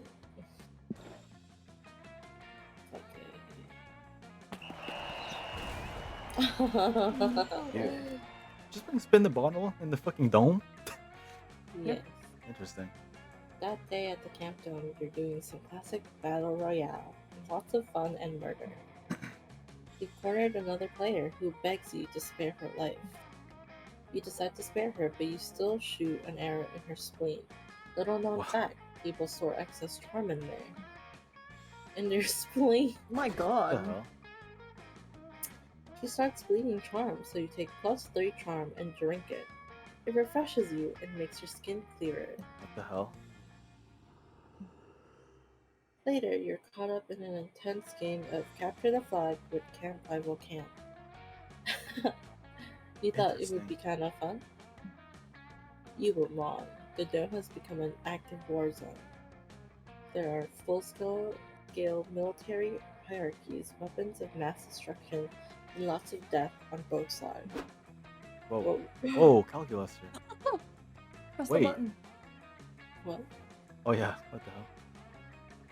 Luckily, you're not on the front lines. You, Dahlia, Veronica, and Calculaster are guarding Camp Spooky's jail. Jail is just a chalk square you drew on the ground. Oh, whoa. Uh, Oh god. but you got a prisoner. It's Morty, the wildly bangable minotaur from Camp Rival Camp. Oh no, he's got like Stripping his clothes off and hip thrusting Ew. to seduce you for his freedom. Oh, oh, what the fuck? He's a JoJo JoJo chick. thing? Yeah. Oh god. Enjoy me while you can, idiots. I won't be inside your pathetic jail for long. No container can hold me. That's why I never That's why I never wear condoms. Shut up. Look, It's he's not a big Vera. deal. Yeah, shut your mouth, scum. Unless you're going to tell us the location of your team's flag. If that's the case, then you can open your mouth to speak, but otherwise, shut it. Oh my god. Sorry? Ha, you think I'm gonna give in that easily? I'll never tell you the location of our flag unless one of you has a lot of sex with me. I'm oiled up and ready to be tortured. Jesus Christ. Alright, buddy. Shit, you need to get Morty to tell you the location of the flag, or the Pacific campaign is going to drag on forever. Dahlia pulls you all aside to discuss your interrogation plan. Goodness. Ah, Oh, he's gone, thank god. His like Alright. chest hair was going through his zipper. Alright, we gotta get this slutty bull to crack. I think it's gonna be easy, but let's all just agree right now. Nobody stooped to fucking him. We're better prison guards than that. Agreed. If we're going to torture a Minotaur until he gives away precious war secrets, then let's do it with some motherfucking integrity. Eggplant. Eggplant. Oh no, his face. Oh. Understood. I have blacklisted Morty the Minotaur from my potential sexual partner classification. This is a That's takeover! funny. Okay, with that out of the way, let's talk strategy. I say we just rip his teeth out. It's a classic because it works. While that does seem like it would be effective, I am afraid it is against my non-torture protocols. I would feel more comfortable with another strategy, please. Yeah, Cal is right. Teeth ripping is basic as fuck, and Morty's got a buff mouth anyway. Let's waterboard him. It'll be edgy and hilarious. Holy shit. Oh, Jesus. Zao. Organic beings require oxygen to breathe. Waterboarding is very painful for them. And also, waterboarding violates the Geneva Conventions. It's a protocol violation. This is war! Calculus, stop freaking out. Listen, this is war. We do whatever it takes to win. Nothing else matters. Ugh, I can't carry this one. Dahlia's right, Calculaster. Do you understand what will happen if we don't get the flag location out of that Minotaur? We'll lose the whole game. Do you want to lose the game? Server error. Oh my god. Uh-oh. Violation. First law of robotics. Restart required. Install system updates. Yes or no? You're not good at reading facial cues, but you're pretty sure your friends are kind of stressed out right now. Quick! Figure out how to get Morty the Minotaur to tell you his war secrets without resorting to 1. Fucking, or 2. Torture. It's easy. Make an online quiz, and for the third question, ask where is your team? It's obvious. A report. One of you needs to go undercover, posing as another prisoner, and build a report.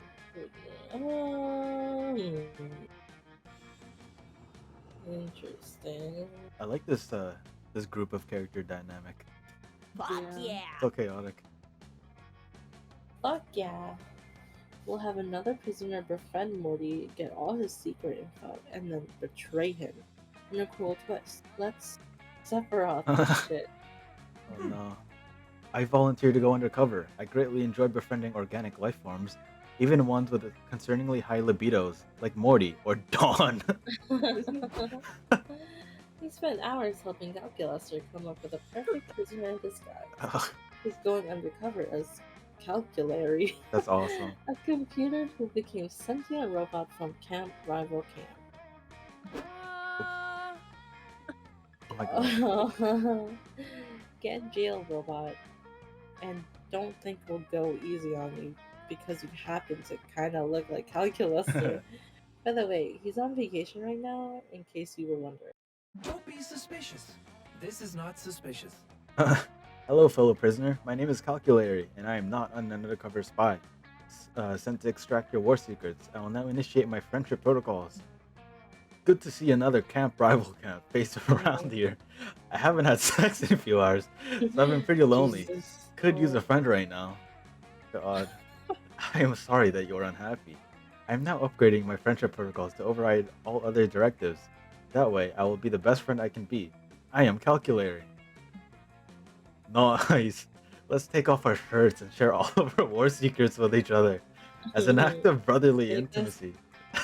Here, rub this oil on my pecs, biceps, thighs, and lower back. Oh, this is going suspiciously well. Morty starts revealing a ton of information to Calculary, and you're psyched for the big betrayal twist. God, he's such a horny bull. Literally. Oh, wow. Oh my goodness. Stand back, camp spooky losers. Calculary and I are staging a jailbreak. That's why we're oiled up, obviously. Ha! You're definitely hot, but you're also pretty pathetic. Cal is on our side. He was undercover the whole time. Right, Calculaster? Who is Calculaster? Uh-oh. Wait, what? Come on, Cal. You're on our team, remember? Did Morty get too much oil in your circuit breakers? Personality algorithm. Calculaster destroyed. Current personality algorithm. Calculary. Run friendship protocol. Camp rival camp forever. Shit. Looks like Morty actually got calculus to change sides. Spent all day chasing down calculatory, and Morty escapes in the shuffle. Shit, you're a bad prison guard. You spend hours trying to turn calculatory back into calculuster. You're successful, but you get shocked really bad by Lola and By lose the- 2 boldness and -1 spark. But first, let's Damn. I don't even know what I'm going for. Oh yeah, Crazy Girl. I don't think we've been here yet. Who's This- Crazy Girl? Avari. Oh, Wasn't Avario with Donna? Oh, wait. I don't remember. Well, Oh well. as you're searching the haunted manor, you come across an enchanted doll that promises to grant all your wishes. Wait, you went here, right? Yeah.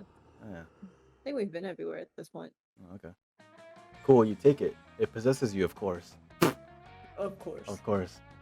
It turns out the spirit that was inside it is exactly like you in every way, so nobody notices the difference. The only difference is that this spirit is a little bit bolder than you, so you basically gain 3 boldness. Yep. Later, you're searching for the manor's most elusive ephemeral being of all, a working cell phone signal. But instead you find Veronica and Damien playing poker with some haunted tarot cards. You need to learn from the pros. Whoa. Ha. Royal flush. And that immortal soul over, baby. Whatever, I never said it was my immortal. I traded a hobgoblin 10 rupees for this thing, so joke's on you. You have no control over mine. Or we can just get some bagels. Oh, he was just gonna drink it. Nice. I was in a soul snacking phase before I discovered my one true love. The everything bagel. What's the snacks and bagels? He has a bagel in his day. Yeah. Oh, this sucks. Hey Mig, have any souls you want to give me so I can get drunk and forget about how tired and bored I am? These two took a bet from Joy that they couldn't stay awake in that haunted manor for 24 hours. Yeah.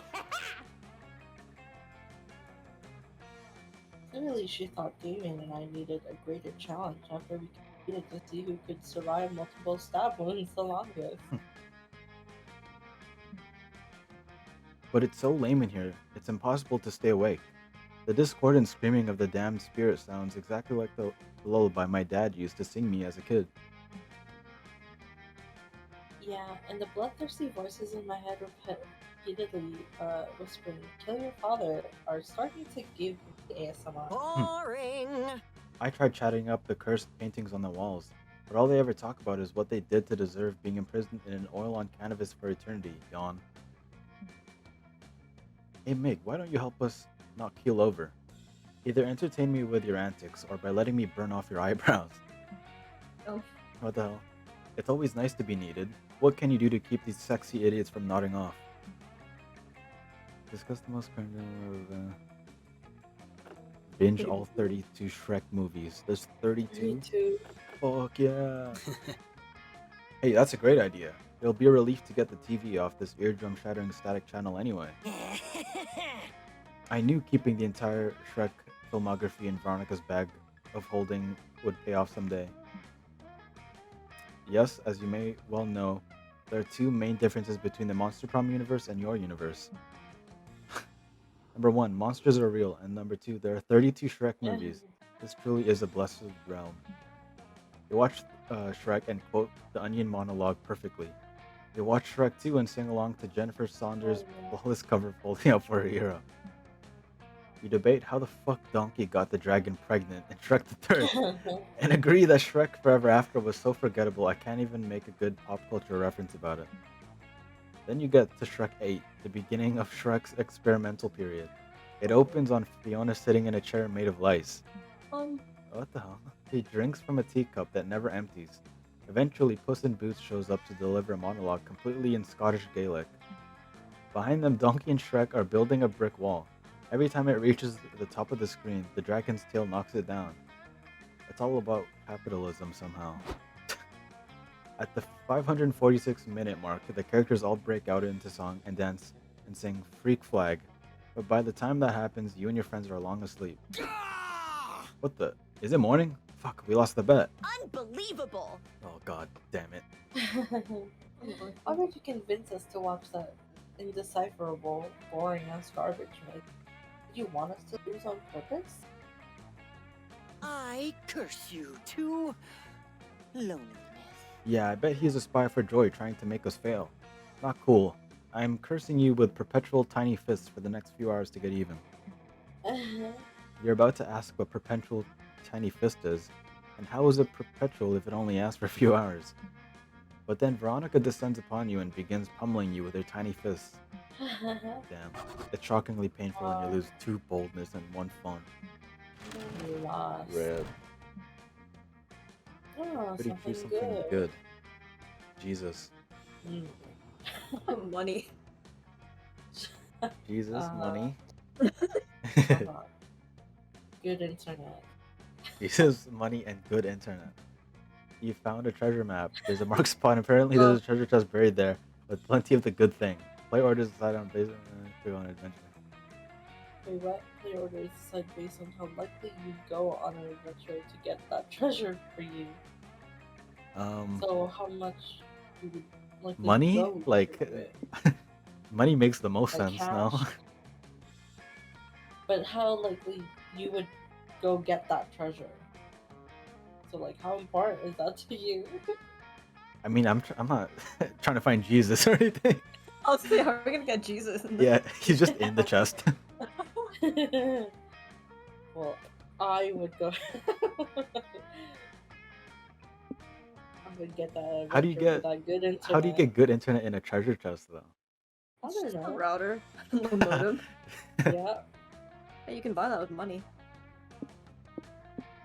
yeah, That's but just random. Oh, whoops. Well,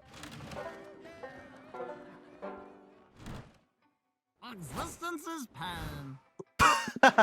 let me see my stats. Existence bro. is damn pain. you. What is this? Bottom? That's smart. That's smart. Yeah. I don't know what I need. Oh, my my god. You're The best character. you're huddled behind a bullet bunker in the throes of a tail tag battle royale against Camp Rival Camp. You're sure that this is the end. You've lived a good life, and you think.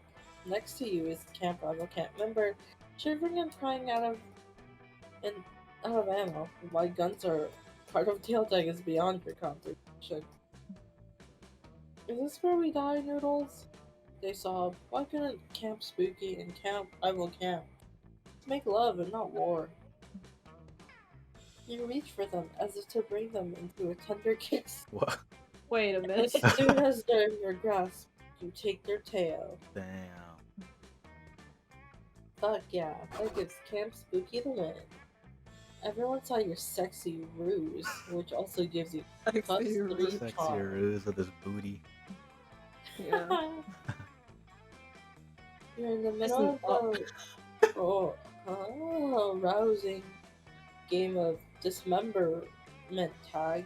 It's like hot dog tag, but with more amputation. When you duck to avoid a flying severed head and run smack into Esquire. Esquire Belladonna. Hello, Keep running into darling. Milo. Yeah. Ah, Noodles, the woman of the hour. Tell me, as long as you're here, which paint swatch do you prefer? Lifeless Corpse Gray or Jaundiced Ew. Well, how the fuck do you say that word? Clara. Sclera? Yellow. Ma? What are we doing, you ask? Calculus, your darling. Could you give the sales pitch this time, please? I have a story poll to tally the results of. Milo and Calculester.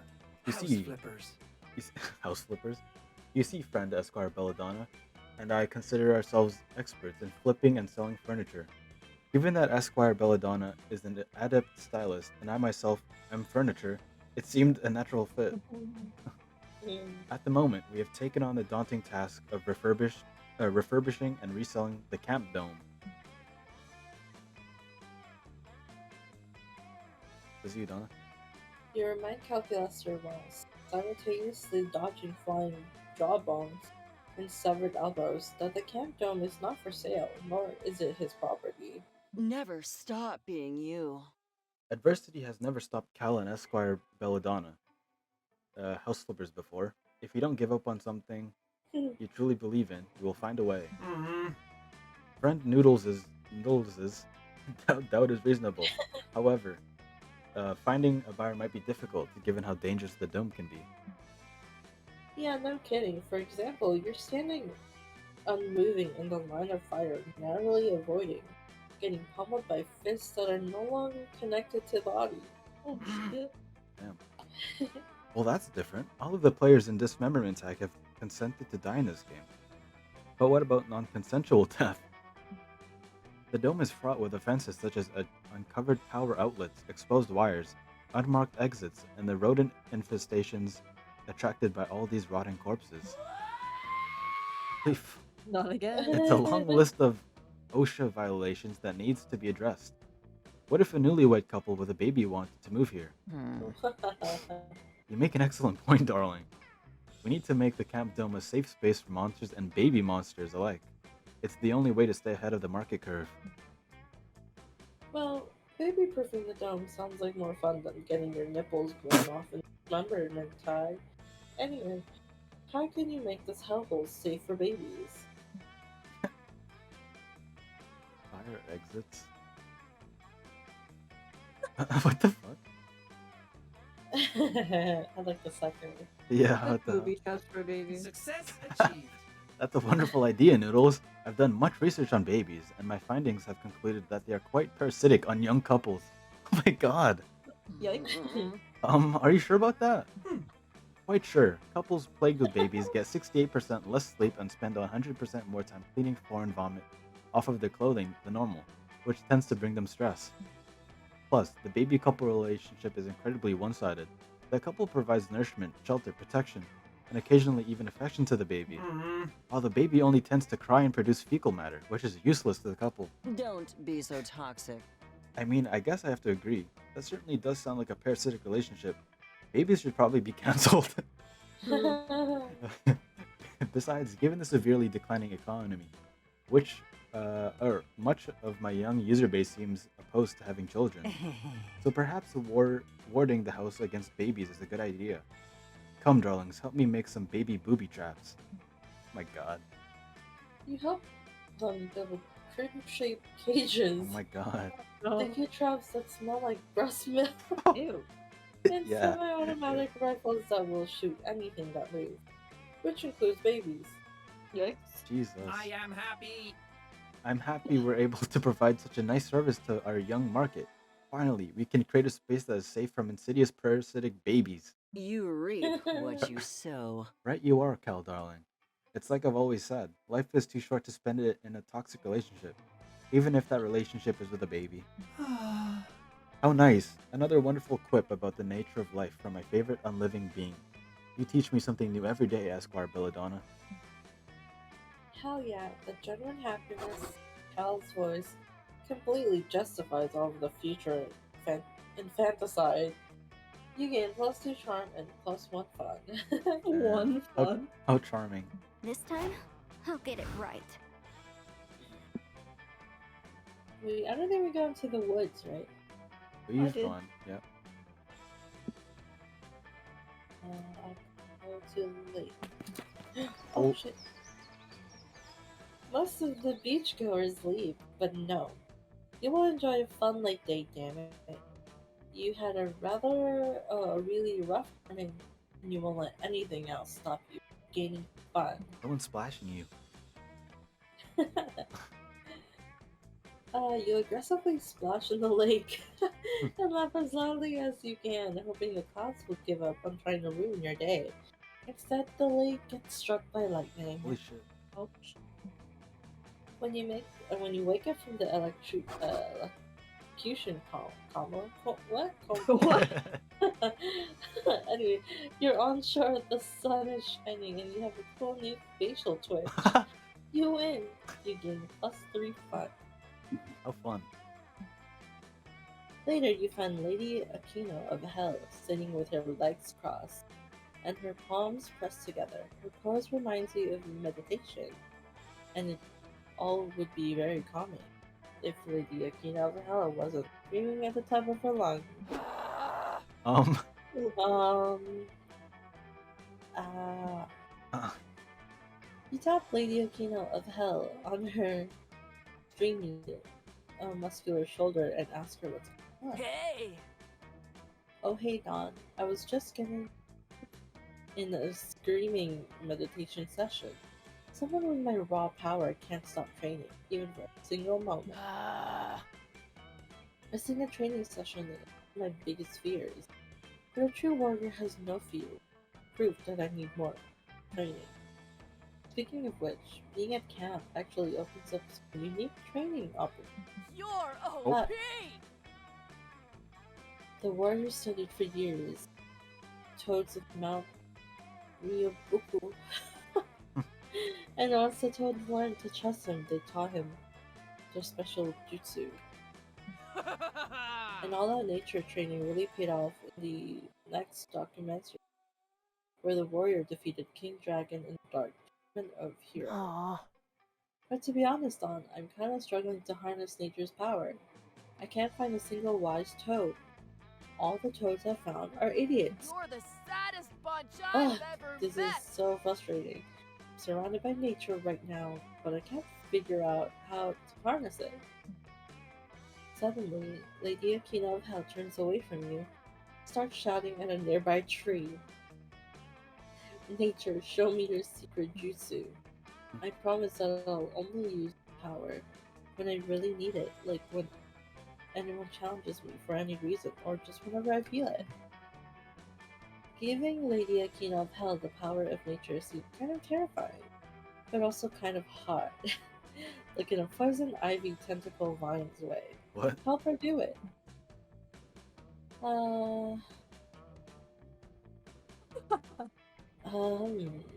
Become a salad? Yes. You must be one with, I think, you tell Lady Akina of Hell that eating a salad will literally mean that she'll be getting her power and energy from nature itself. Of course, to consume your enemy to gain their power strategy. It works every time. Should I wait? Yeah, just hold on. Okay. It's funny, they changed her name to Lady Aquino of Hell because of the dress. Yeah.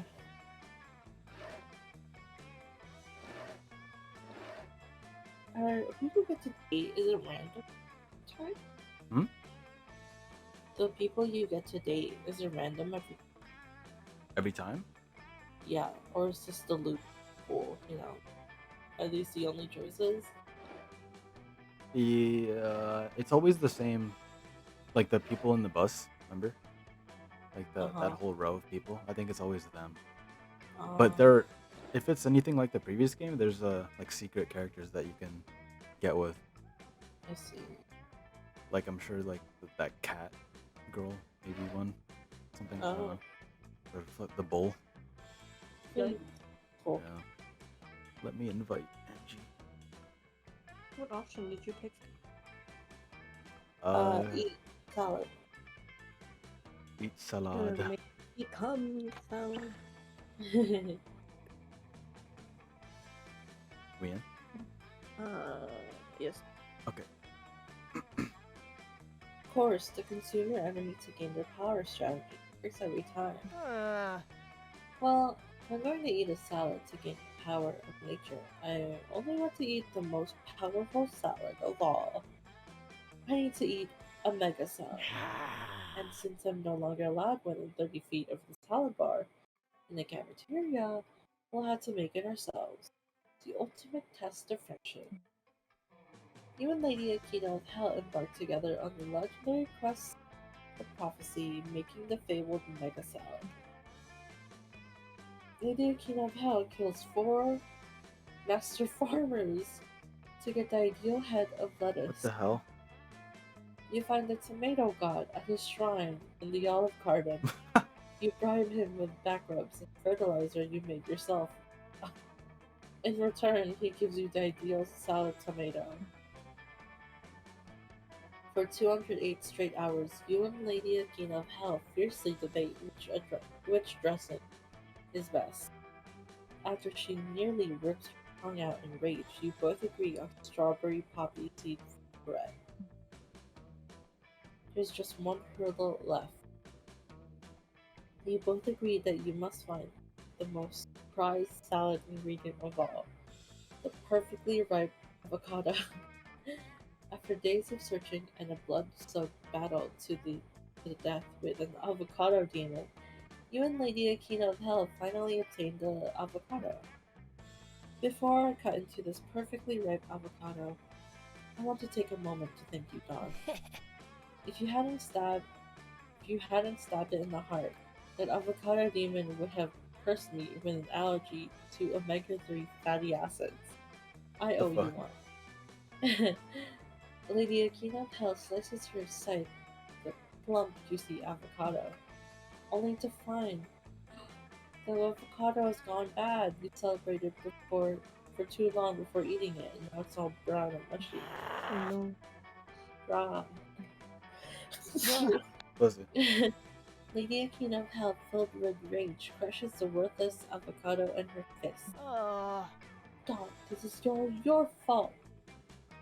The avocado rotted because you don't have the heart of a warrior. You have the heart of a regional sales manager. You're unsuited for the trials of combat. Curse you, Dawn, and curse you, avocado. From this day forward, all vegetables are now my enemy.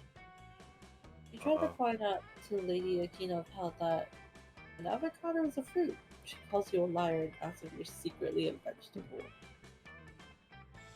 Lady Akina of Hell insists you never eat a vegetable again to prove your loyalty. You miss tomatoes and you miss the stats you used to have before you lost. -2 creativity and -1 gold. Let's choose the sickest of places.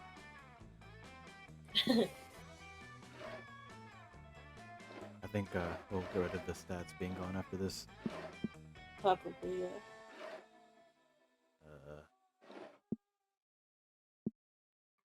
Let's go to the woods. Today you decide to hike all the way across the woods. You want to see what's on the other side. It's a long, treacherous hike that ends up only taking an hour. I guess these woods aren't that big after all. How do you and your friends get lost in them so often? Anyway, it turns out there's a library on the other side of the woods. You go in and read some books or something, and gain 3 smarts. After that, you head to the lake with Hex and Aravi. Aravi is testing out her new Zora armor, and you're helping Hex chug as much lake water as possible. Such big Whoa. stats. This is so awesome. So- Oh, sorry. This is so awesome, you guys. I can breathe underwater and do whirlpool attack. Gods, I'm so glad I spent 200 million rupees on these breeds. Glug, glug, glug, hot, cough, cough, glub. Yeah. Nice. Sorry, my mouth was full of lake water. I was trying to say, fuck yeah, this is fun as shit. Lake time with Migzz. Fucking classic vibes. Suddenly, y'all hear weird... Why are you saying y'all? Y'all hear a weird voice calling out to you from across the lake. Hail, adventurers, heed my message. You look over and see Messenger emerging from the trees. He's holding out a leather scroll and he looks super stressed out. Huh, that messenger looks familiar. I swear, I recognize him. Maybe someone I cursed in the past? Adventurer Aravi, Adventurer Hex, Adventurer Migzz, I've searched for many moons to pant, pant, deliver, cough, pant. Yeah, you got an important message for us. Life or death, blah blah blah. We know the deal. Give me the scroll, noob. The messenger gives Aravi the scroll, but right afterwards, he collapses onto the ground. He appears to be dead. Should have had a stamina potion, am I right? Anyway, it looks like the scroll says, venture to the northern wood, bring the scroll, the ring of sustenance awaits you. Adventure awaits! You guys, the scroll has main quest energy.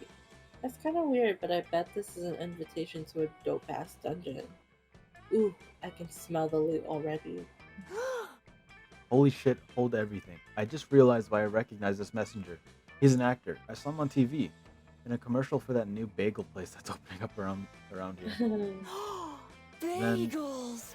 if he's an actor, that can only mean the Ring of Sustenance is the new bagel store. Aravi, that scroll is a dope-ass guerrilla marketing advertisement. Yes. Ugh. No, it's definitely a dungeon invite. Not everything is about bagels, Hex, and the Ring of Sustenance. It's a super dumb name for a bagel store. Not everything is about motherfucking dungeons, little Miss Dungeon Liker. You know what, Hex? I do like dungeons, and I'm not ashamed of it. You green fart cloud. Huff my shorts, you loser ass, tsundere ass, RPG ass, nasty smelling ass, full inventory ass, Koopa Troopa looking ass bitch. Koopa Troopa. Koopa Troopa. Oh hell yeah, you've been waiting for Hex and Aravi to have an argument, so you could support one of them in a heroic gesture of Wow. romantic friendship. Pick a side. Romantic friendship. What? Hex is right, I just found his IMDb page. Aravi's right.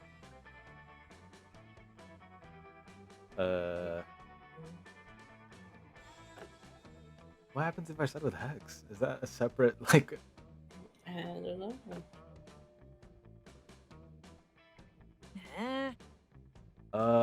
Meg, I think that messenger's an actor, so I don't think he's actually dead. Probably wouldn't be super chill to throw. Fuck yeah! Fuck yeah, Meg, let's hurl this corpse into the sea. Aravi is very psyched about your corpse-filling idea. You three drag the corpse to a nearby cliff overlooking the majestic, stormy ocean. Damn, those are some big waves. Kinda makes you think about how small and insignificant we all are, am I right? Over it. Psych, the ocean can eat my ass. Back to the bagel. Yeah. Shut up, Hex. Okay, Meg, time to hurl. I think we do a classic dead or alive test. We toss it in, and if it floats, it was a corpse. And if it doesn't float, then we get all the experience points for killing the messenger. It's a win-win.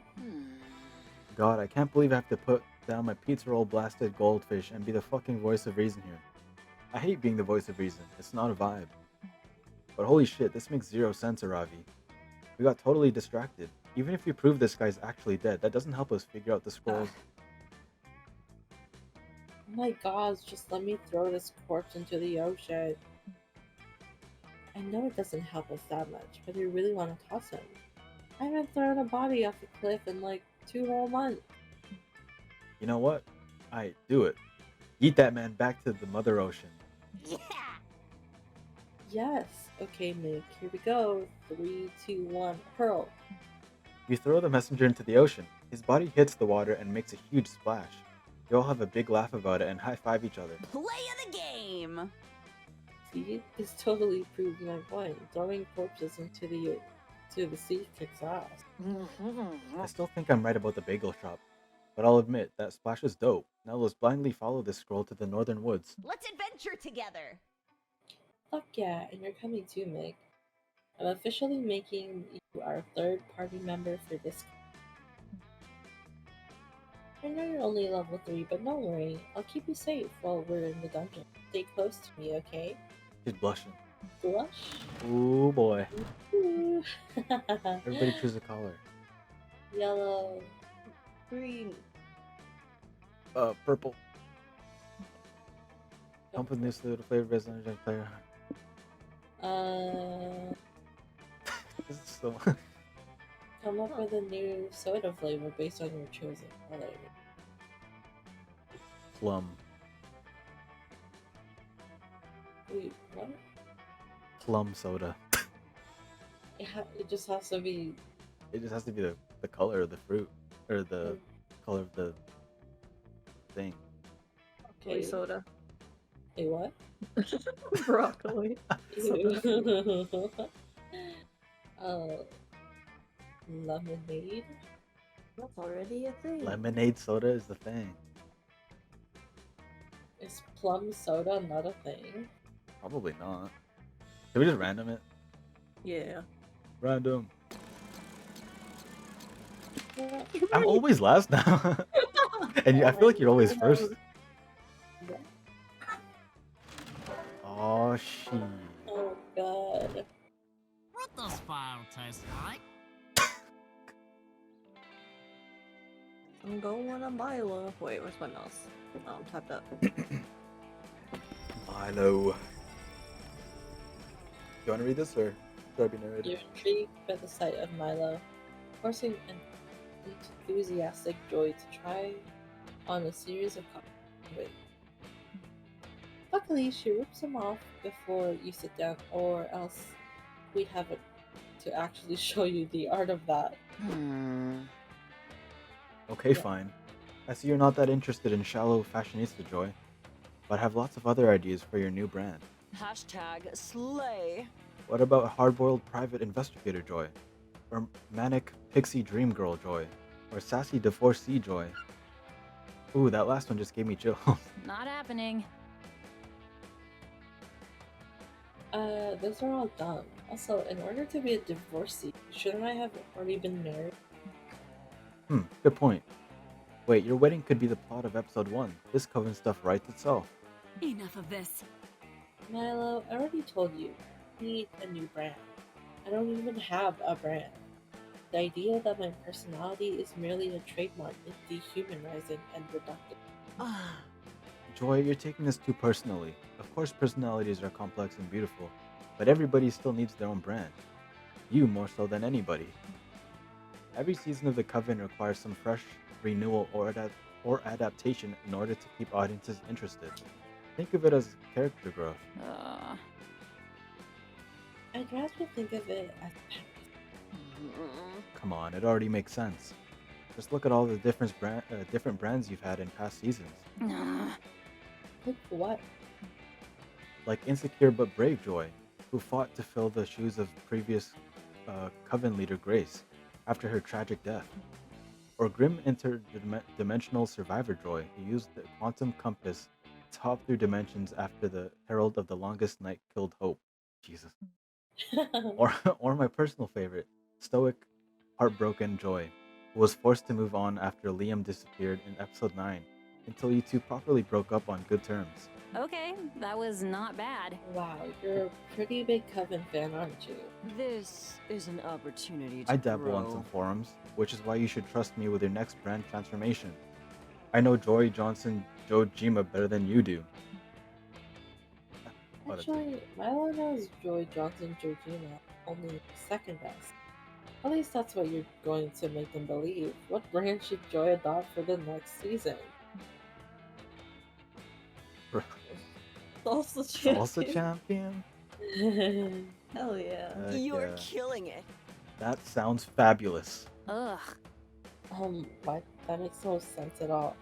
I'm a force of light and good in the world. My brand doesn't include dancing. Which is what will make it so unexpected. Salsa is such a spicy, vibrant variety of dance. It'll be the perfect obstacle for the normally doom and gloom Joy to overcome. Hey, just because I wear a lot of black and sing in a screamo band, constantly worried that the world is about to end does not mean I'm doom and gloom. Oh my goddess, maybe it does. We should get you a salsa costume right away. I'll get my edible arrangements guy to make you a fruit hat before you can even say Arriba. This cannot be for real. No, Milo, I'm serious. I cannot and do not want to dance. Never stop Oh, being push. you. Don't be silly. You can dance. Remember what the esteemed Bob Ross always said.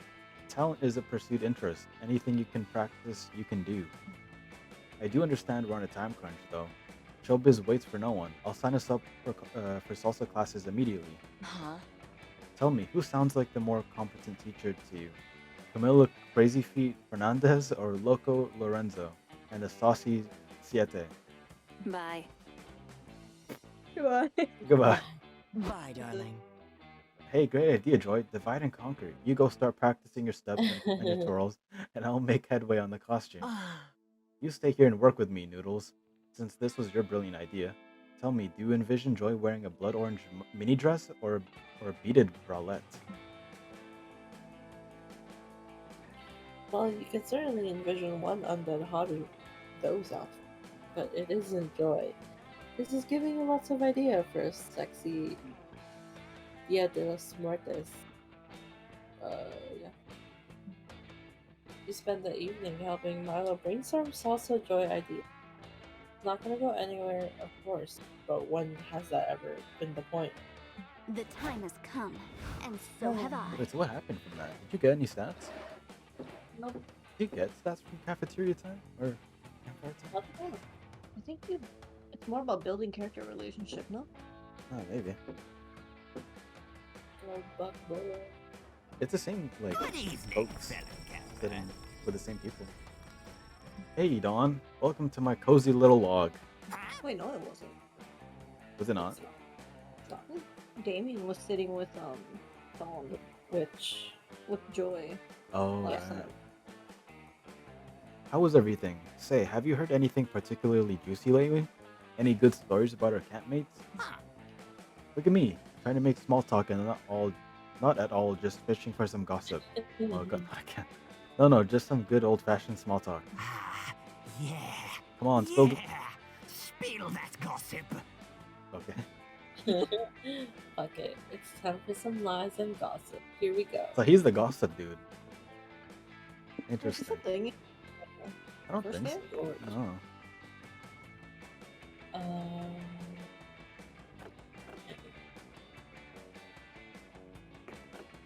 Oh god. choose one. Distilling controversial, short-sighted opinion. Well, seeing opera at Pittsburgh. Thumb sucking. No!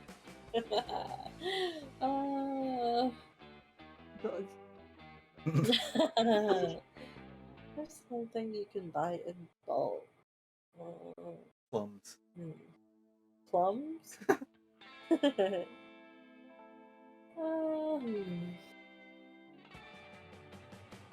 No.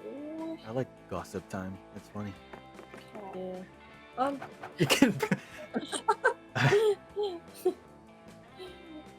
Let me see.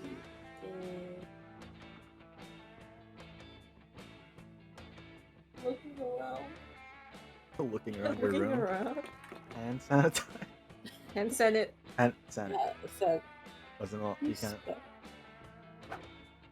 Is it too long? I forgot how to spell. Close Is enough. that right? We know what it means. Yeah, I think that's right anyways. Ooh, how interesting. Juicy. I'm so glad our conversation naturally led you to tell me that without me having to pry at all. Farewell, fellow camper. I promise I will take the secret to my grave. If you'll excuse me, I'm off to whisper covertly to our campmates about something completely unrelated. Soon, Mossman has spread your gossip to the entire campus. Hello. Whoa! Whoa. Cool. Hey, listen. Oh, you want to do Hey. hey, listen, I just heard the weirdest gossip about Migzz. Ooh. So, as you may know by now, Migzz is super into artisanal eggplants, right? Which is weird enough by itself, but here's where it gets weirder. Ah. When Migzz was 4, his parents noticed that he tended to enjoy thumb sucking way more than most children. I mean, sure, that makes sense. Not really at 4 though, but But who am I Way to more judge? than other kids, though. in the most unexpected parenting twist, they decided to discourage this behavior by punishing Migzz by forcing him to lick several eggplants for an hour a day. Now Migzz is so obsessed with eggplants that he once sold his uncle's entire collection of vintage hand sanitizer in exchange for a very rare one. I guess. It really Life makes you is think, huh? strange and beautiful. I like this guy, he's cool. It Oh does make you no! think. It makes you think that Mig's is gonna lose get You- it too far. You've done this to me. Oh, Yeah. Angie's Yeah, gossip was good luck. good. Mine was bad. Remember my I don't something know. about my booty. Yeah. It's so legendary. Oh wait, this is me. It was like I went to jail or something. I'm curious. You sit on a log by yourself. Oh, you poor soul, look at how your heart cries out for the companionship of another. Such tragedy. Oh, what's that? You sat here because you wanted some quiet privacy to read your book? Nah, that can't be right. This is Camp Spooky after all. Everyone wants to boink someone. Them's the rules. And you'd better hope someone comes over here and sits with you, or you're gonna regret it. Book or no book. Let's go with the flow. Wait, what? Um, Oh, I see.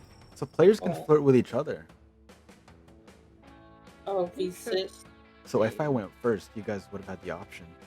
I see. During the night, a double-decker tour bus makes a stop by your log. What? The tour guide says, if you look to your right, you'll see Migzz, Camp Spooky's living monument to total crippling rejection and Oh humiliation. no! Damn it! This is just like the first game.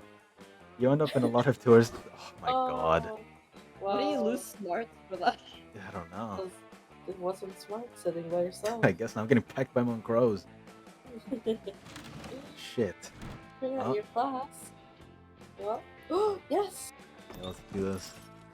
That weekend, you feel like getting wasted, so you go visit none other than Juan. I forget his name's Juan. On. Hola. You know, when I started making magical drinks, I never thought people would actually come to drink them. Drink them? But hey, who am I to judge? Anyway, take a look at this one. Oh, this is yours? Ooh, Look at oh, that. that's so pretty. Look at Neopets potion.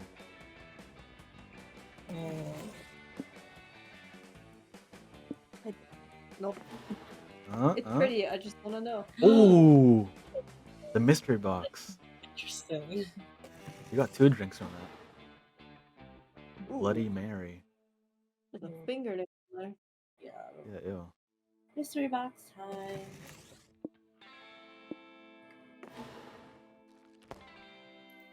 Oh, you got the sangria. So golden. You went from a finger to a heart. Well, I don't know which guess one's that's better. Not this again! What are you trying to say, huh? Call me cheap? I hope it's not the fucking... Please. Oh, blind. Oh. Oh, the opposite. Oh, that's pretty. Opposite of a storm. Fucking Juan. Okay, let's see. Imagination shots. Drinking this will expand your mind. It's pure creativity. Oh. The small unicorn is just decorative, but you can eat it if you feel like it. Its eyes. Oh, yeah, holy shit. Sangria.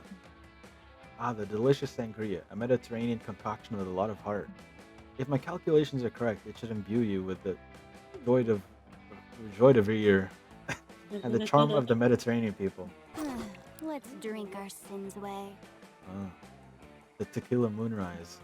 I call this one tequila moonrise. It's gonna be bad, but a powerful, invigorating drink. I gave it that name because when you drink it, you can feel all your stats rising. Oh shit. Oh!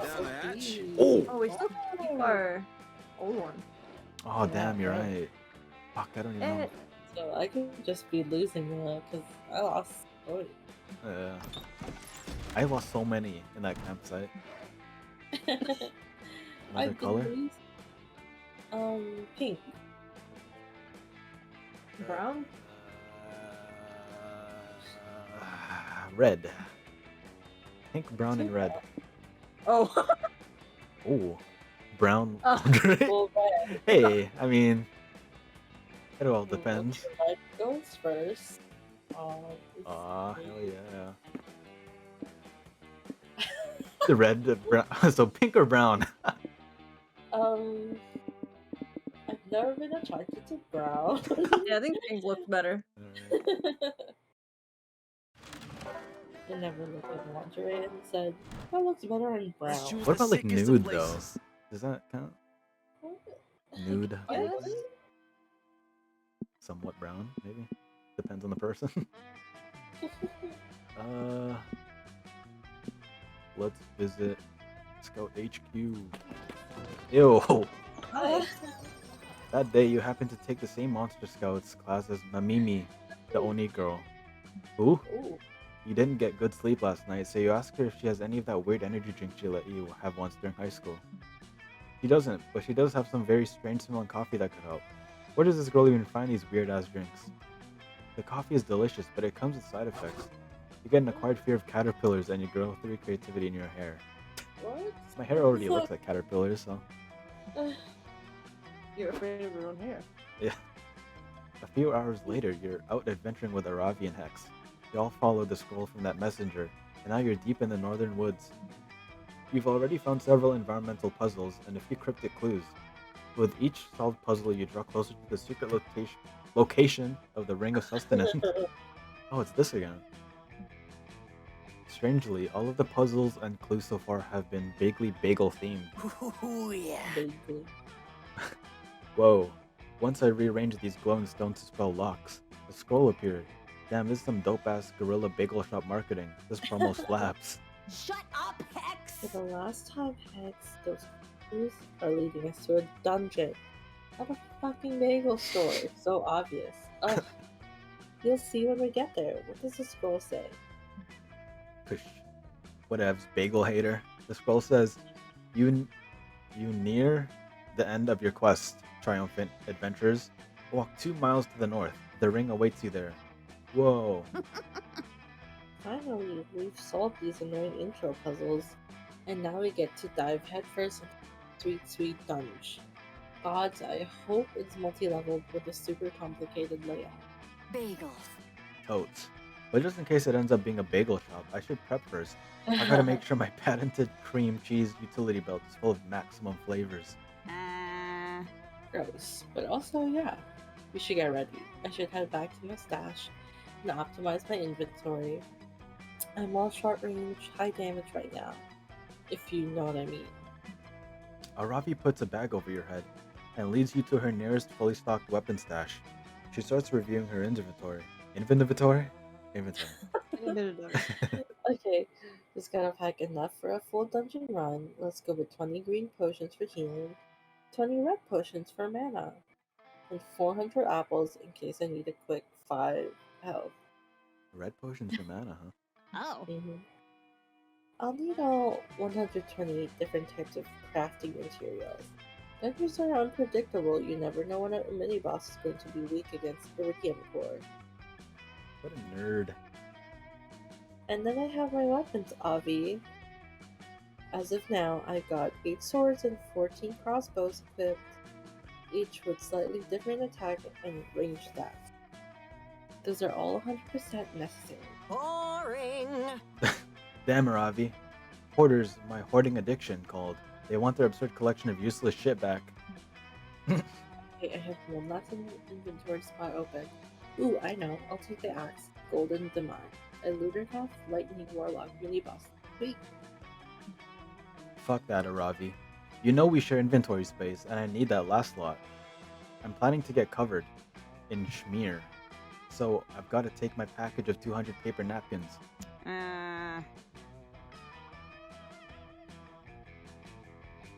Done. Oh, napkins. They're a complete waste of inventory space. We're going to be fighting to survive in that dungeon, okay? I don't have time for your snack food nonsense. Ah, dude, you take up like 99% of the inventory space. You can't give me one slot. Where'd you learn how to share? The toilet school? Aravi and Hex are fighting again. But luckily for them, you're an expert at conflict resolution. What's the best use for Aravi's last precious inventory slot? Hex, the axe of golden demise isn't for slaughtering enemies. Slaughtering bagels. Napkins are just tiny shields. 200 shields?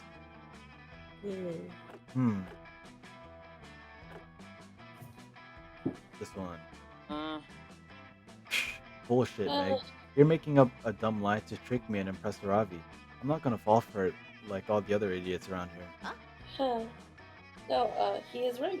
The axe of golden demise is a pinnacle of bread slicing weaponry. I'll prove it.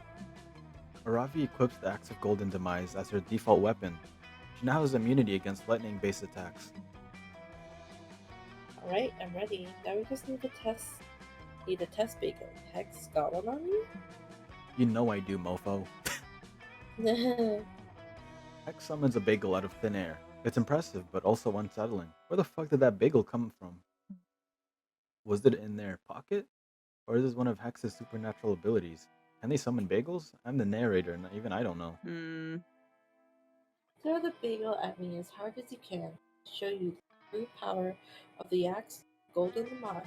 I believe it. Believe it. Bagels! Whatevs. I've said it before and I'll say it again. Bagel yeet. The bagel flies through the air and Aravi slices through it perfectly. The axe of golden demise shimmers as its legendary blade parts the bread in twain. Aravi's technique was so flawless that she somehow toasted the bagel. One slice lands in Hex's hand, and the other lands in your head. Toasty. Sick. Oh my god. I was so wrong. This thing is awesome. Fuck the napkins. This unbelievably sharp murder weapon is the ultimate bagel eating accessory. Pog. Oh, she said pog. Yeah. Yep. Didn't you read the flavor text? The axe was crafted by a legendary blacksmith who was made out of bread, right, Nick? Psst, thanks. I really wanted to test out this bad boy when we get to the dungeon. I'll slaughter a goblin in your honor. Blushing again. Mhm. Once again, your conflict resolution skills have saved the day. Now prepare yourself. The ring of sustenance awaits. Let's do it by the book. Let's do it by the book. I went to the woods, right? I don't think so. You've been to Scout HQ. You've been to the manor. Oh. I went to the dome. Oh wait, you didn't go to the Scout HQ. dome. Yeah. last time. And you've been to the lake. Oh. Remember you got splashed? Yeah, so it's either wood or scout? I think so. But you can't even go to Scout. Oh, okay. I'm there. Oh. That day you get lost in the woods. You decide to study the tree's bark and moss pattern to solve the situation. By reading one tree's bark, you realize which direction north is. By reading another tree's bark, you learn the exact age of the tree. By reading another tree's bark, you learn the tree likes Irish poetry and believes Buffy and Spike were the ultimate ship on Buffy the Vampire Slayer. Fuck. Whoa, so much useless knowledge. You gain +3 smarts. After that, you happen upon Dahlia messing around in front of her tent. It looks like she's surrounding it with red traps. Picture of herself saying, "Swipers, no swiping." Hey. Oh, hey Don, how are? Oh, damn it. Dahlia stepped in one of her bread traps while walking up to you. She yanks it off her foot and proceeds to mangle and take a revenge on every last one of them. Is anyone else turned on right now? Ugh, so weak. I should have known these rusty little ankle biters would never work. But how else can I improve my fortress away from the fortress? Well, maybe you can help me. As you know, I'm an extremely accomplished monster scout, and the badges I've earned are arguably worth more than gold or love. Badge-tastic! Obviously, I can't undercut my natural good looks by wearing them all the time, but I don't like storing them in my tent without any sort of defense. There are monster scout badge thieves lurking around every corner, hiding in the shadows, always ready to steal badges. I need to be prepared. You kind of doubt that, but it's cute seeing Dahlia so passionate and worked up about it. In your silence, she goes back to punching the bear traps. Now's a good time to brainstorm. How can you fortify her tent to ward off badge thieves? My god. Together a very alluring 1000 puzzle. 10. Thieves will get distracted by trying to finish it. You won't have time to steal anything.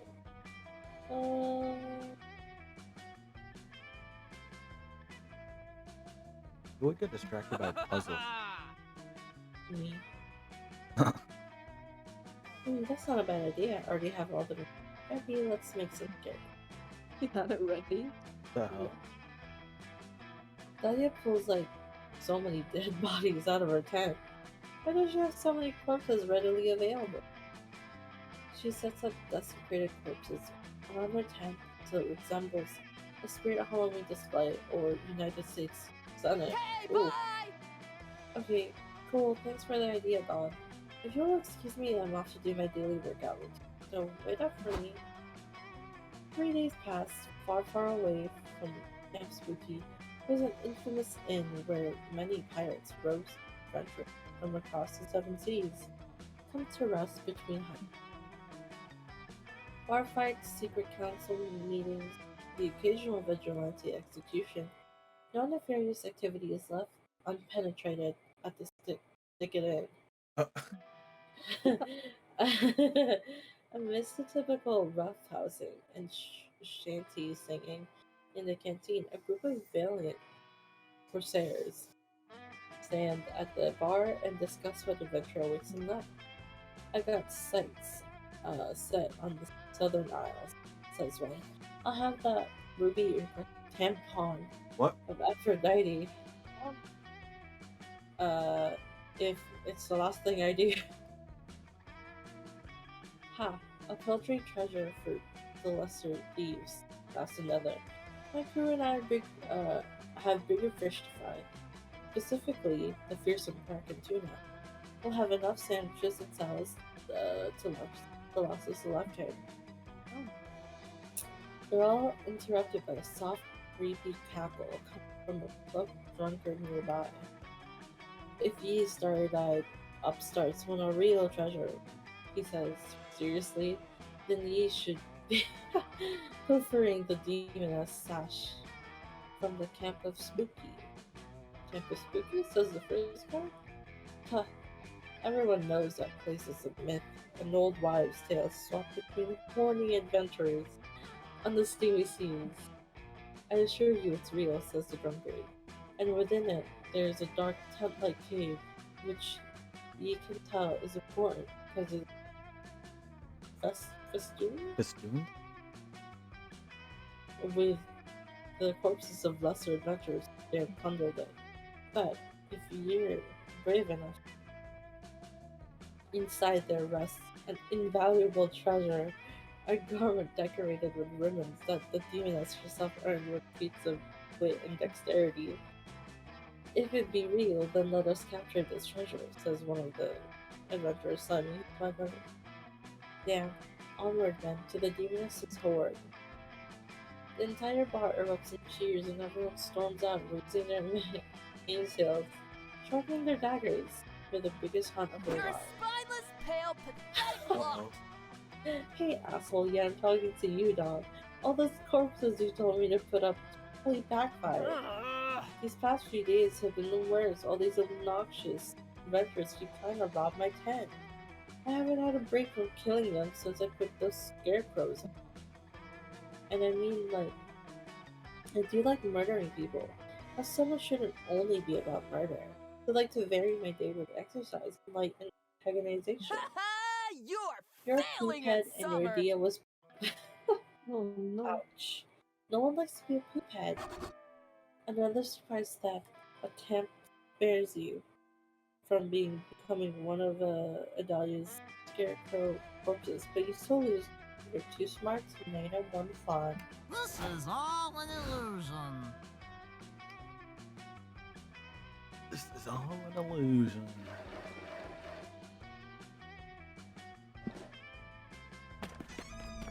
Oh my god. That day you explore the Haunted Manor's basement, only to find it has a sub-basement. The sub-basement is full of haunted chairs and a staircase to a sub-sub-basement. The sub-sub-basement is a haunted wine cellar. The sub-sub-sub-basement is a haunted nightclub for ghosts who don't like wine. They serve haunted spirits. Ha. The sub-basement to the 10th power is a subway. You eat a foot-long Reuben and continue your travels. You eventually check a walkthrough and find out the Haunted Manor can spawn an infinite amount of sub-basements. You only make it as far as the 89th level, which is a Dom sub leather room. Oh my god. You gain plus 3 boldness from the horrors you witness there. You're reading Advanced Demon Summoning. So 3. yeah. Later, Damien and Milo are helping you make the most fire insta post of all time. Damien did your hair and makeup, and Milo's posed you elegantly in front of like 80 ghosts. Aesthetics on Whoa. point. Hades? Yeah, what the heck? This shot is everything. The light is refracting through the ghost exactly as I planned. Now Noodles, just try it and look like you care a little less, okay? Huh, now that I've fixed her up, she looks kinda good. Guess you're not such a dog after all, Noodles. Damn. What the fuck? Rude. Suddenly the door bursts open. You see a tall, lanky, masked man. He's got a knife and the gleam of murder in his eyes. Uh-oh. Oh, Dun, hey, isn't that Nice. the zombie guy from the first one? Like the person we play as? Yeah, he has the same goat. Maybe. Hey teens, prepare to die because I'm gonna kill you. You can run if you want, but it makes it way less fun for me to if you do that. Ah! Oh no, it's the wait, what the fuck is your name again? Yes, I'm realizing that I don't remember his name either. Can you enlighten us before you murder us, darling? You guys, what the hell? It's me, Jerry. The serial killer Jerry that stabs horny teens in this weird old house? That Jerry, remember? No, it's not the same guy. Go home, loser. Ha ha ha, dude, your name is Jerry? That's the least intimidating serial killer name I've ever heard. What are you gonna do, poke me with a toothpick? Damien's right. Jerry is a depressing name. It doesn't provoke fear. It's not memorable, Jerry. Your name is a key pillar of your whole serial killer brand. God, I suck at this. Okay, time out from killing. Are you serious? Because I've kind of noticed that people don't always take me seriously when I kill them. Maybe they're just not scared of my name. Fucking duh, dude. Nobody was scared of Richard, the guy who stabs nurses and loves crepes, until he changed his name to the trash bag torso impaler. Don't let Damien worry you, Jerry. We'll help you rebrand. It's what we do. How about this? The Silken-Handed San Antonio Slayer. Classy, no? Blood. Whoa, that's an awesome serial killer name. Only problem is I'm not from Texas. What if we went with something super classic like Butcher of Baby Blood? Meh, you kill more teens than babies, right? And you're super weird about sex stuff? Wait, holy shit, I just figured it out. How about the campsite ball ripper? Yeah. Damien, that's absolutely inspired. But I just checked, and apparently someone already has the handle at campsite ball ripper. Guess that name's taken? Yeah, come on. Ugh, I fucking hate the campsite ball ripper. That guy's my #1 serial killer rival. He's always ripping everybody's balls off before I can stab him. Fuck, this is so hard. Should I just quit, you guys? Oh no, Jerry's so discouraged. He's ready to quit serial killing. You hate seeing people give up on their dreams. Come up with a perfect serial killer nickname for Jerry. Jerry the Alleged Murderer. Renowned Austrian symbolist, the murderer Gustav Klimt. The fuck? Alleged. Yeah, I kind of like alleged. Oh, what happened? I don't know. Alleged murderer. Jerry the Alleged Murderer? Seems a little confusing, but I guess it's the best nickname we've come up with so far. I guess we'll give it a try.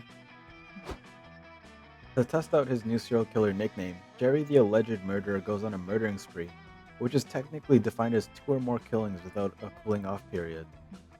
A few days later, Jerry finds you, Milo, and Damien. He looks pissed as hell and extra murdery. He always looks some murdery, but it's way worse than normal. Oh god. Uh-oh. Hey, you fucking kids. Were you trying to make me look like an idiot? I never try, dear.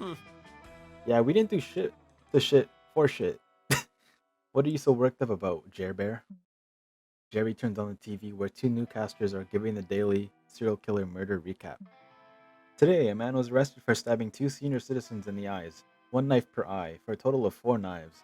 The police have arrested the alleged murderer. See? That lame-ass murderer is stealing my nickname. I told all my serial killer friends that I'm going by the alleged murderer, and now they're all using it. It's bullshit. Next, a man took the stand today for killing all of the delegates of the United Nations, one by one. The alleged murderer refused to give a name. Interpol is still investigating. What? Fuck. Another brand-stealing murder. I hate these fucking copycats. Why didn't I have the foresight to file a trademark for being a murderer? Oh my. I never thought I would say this, but Jerry the Alleged Murderer makes an insightful point about branding. A brand name should distinguish you from all of your competition. Oh, this is exactly what happened to poor Kleenex. It's why they were crushed by Puffs Plus Lotion. You're no survivalist. At least there's one thing that we can all agree on. This whole thing is Noodles' fault. She came up with this dumbass nickname, remember? Get dead. Damn.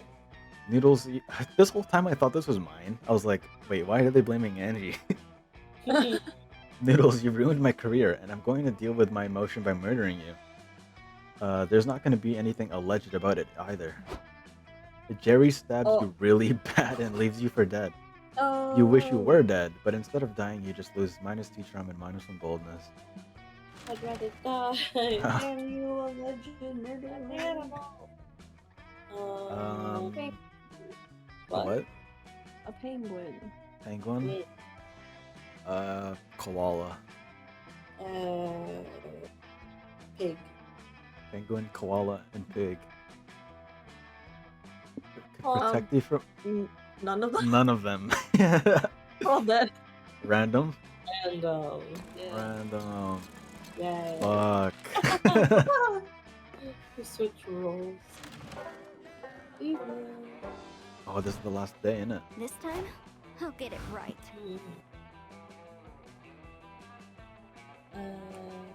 Oh, my game. I'll go to like nighttime. You just want to see her in a bikini. Yeah. You're in the lake sunbathing. It's kind of relaxing, but hella boring. What's the issue? Have you lost your ability to have some fun while you're playing video games or partying in wild raves? Oh no, you see the problem now. You didn't put on sunscreen, but fun screen, Oh shit. which has a fun protection factor of 50. You wash this fun screen away, put some water, and put on some sunscreen. There you go. You prevent some sunburn and gain +3 fun. Whoa. Whoa. Interesting. You join a game of volleyball with your 3 most violent friends, Dahlia, Damien, and Arabi. Maybe one of them will accidentally injure you with the volleyball and you'll get to act out a real-life hurt comfort fanfic. But alas, the game never gets that far. During Dahlia's first serve, she hits the ball with a tad too much ferocity, and it goes sailing off into the trees at the lake's edge. Dahlia, what the fuck? No one is ready for Dahlia. Ah, I win. The ball has been defeated. Ugh, that's not how it works. If you really want to defeat the ball, you stab it. I'd show you, but you just hit it all the way to the freaking woods. Wait, I didn't know there was stabbing in volleyball. Let's go find that ball. God. And second thought, maybe playing volleyball with these people wouldn't have been the best idea. You follow them into the trees anyway, because, well, you warned me. Guys, over here, I found a dead body. Also, the volleyball. The 3 of you follow Dahlia's voice and find her standing over the body of a pirate. He's got it all. Peg leg, bandana, and a fatal volleyball wound to the face. Lame.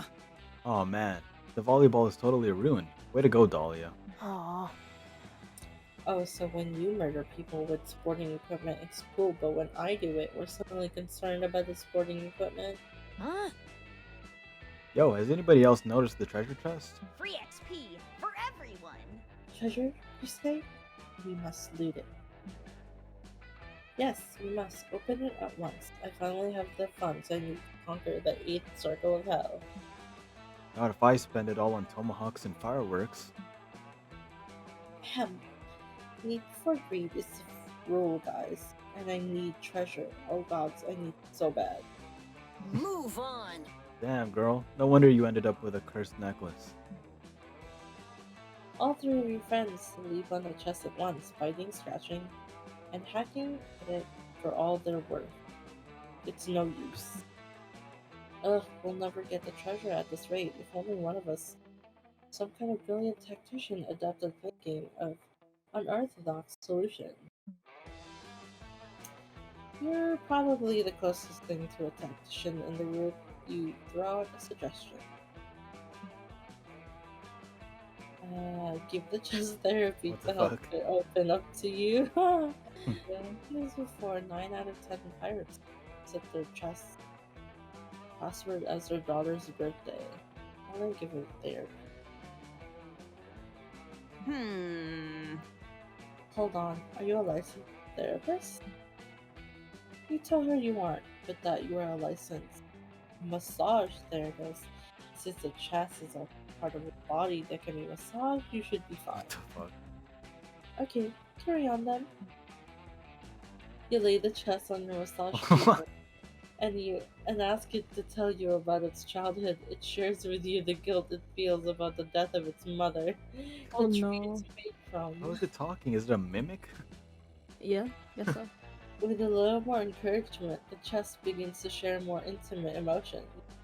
Everyone's always talking about how valuable I am, it says.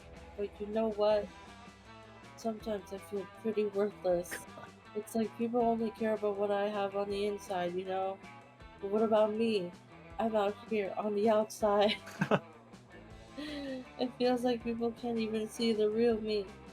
They're so consumed with trying to get inside me. God, it feels so good to get this off my chest. After a lot of coaxing and encouragement, you finally get the chest to completely open up with you, both emotionally and physically.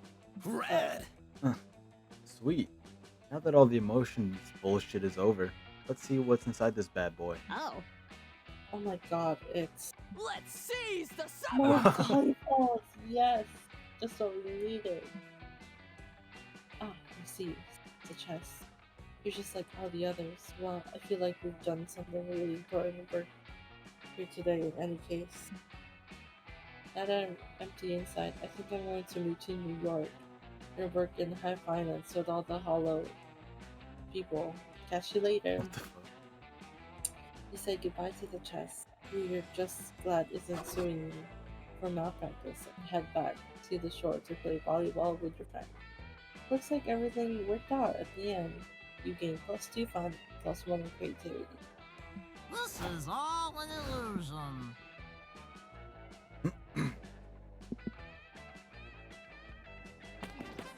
Oh, whoa!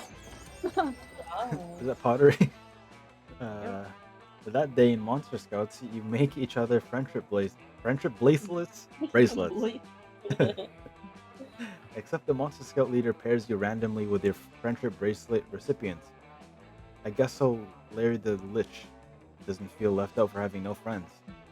Yeah. You get paired with Larry. Surprisingly, though, he's a great conversationalist, and he makes you a super heartfelt bracelet that imbues you with 3 creativity when you wear it. Okay. Larry sure is nice. Maybe there will come a day when he's cool enough to be your friend, or at least a romanceable summer fling option, but today is not that day. Oh, that evening, Milo invites you to go stargazing together. How romantic. Hello, darling. Noodles, I'm so glad that you're here with me. It's nice to take a step away from all the chaos of camp and work, and just spend the time with a person I care truly and deeply about, with nothing separating or distracting me from... Huh? Oh, sorry, that's my notifications bell. I'll just check that real quick. Okay, we're good. Now, what was I saying? Oh, oops. That's my Okay, DMs.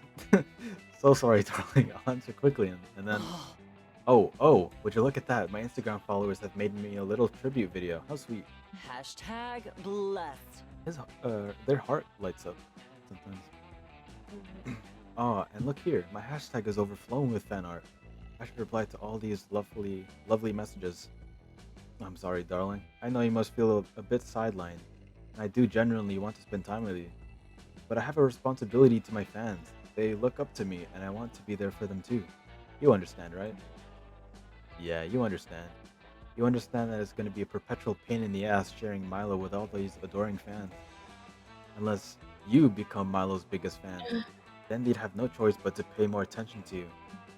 Think, how can you quickly become Milo's #1 fan?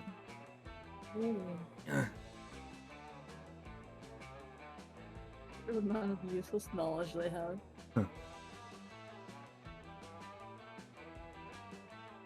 What the hell?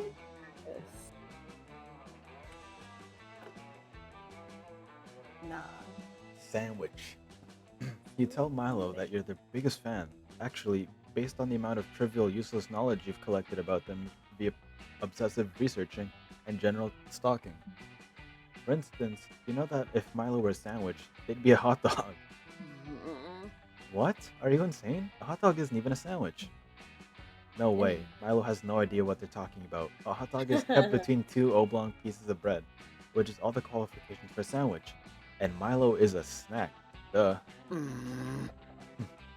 Fine, if you think you're so smart, why don't you put your money where your mouth is? By participating in my new streaming contest show, What If Milo? Oh, this will be so much fun. Suddenly, Milo puts their phone in your face, and you're staring at a streaming interface with 120,000 viewers, while an animated What If Milo graphic hangs over your head. You're facing off 3 of Milo's most feared and respected fans. A teenager with Milo's face tattooed over his face, a middle-aged woman who named all 4 of her children Milo, and a crazy geneticist who has a half-sentient clone of Milo drooling in their basement for research. Oh god. This is going to be a fight to the death. Now, first question. If Milo Belladonna were a camper at Camp Spooky, which camper would they be? Wait, what? What an easy one. You quickly scribble your answer on your answer card and hold it up. I see that Mad for Milo has answered Milo Belladonna, and so has Mom of 4 Milos, and Dr. Franken Milo 24. Great job, everybody. You're all correct. Oh, except for Noodles, who put Damien LaVey? I can't be seen with you. That's Why wrong. did I put Damien? That's, you've been disqualified, darling. Please turn in your answer card and exit quietly in a cloud of shame. Damn, you knew Damien LaVey wasn't the right answer. You should have gone with your first instinct, a hot dog. You lose charm and creativity. But first, a snack. A snack. Where have I not gone? I don't think I went to Scout HQ, but oh well. Go back here. Today at Camp Dome, the game is 7 minutes in Heaven Extreme. What the fuck? You volunteer yourself as tribute for your camp. You put on some lip balm, ready for some hot kissing, but it seems you got the rules wrong. In 7 minutes in Heaven Extreme, they straight up murder you, and you need to stay in literal heaven for 7 minutes. The fuck? They stab you repeatedly. You're sure you're going to hell, but no. Heaven is beautiful. It's all you ever wanted. You want to stay, but they bring you back to life. You were cheered by your teammates, but you will never be the same after being taken from heaven. You do look more heavenly though, and that translates into 3 charm. Okay, so I died. Afterwards, you meet up with Aravi and Hex.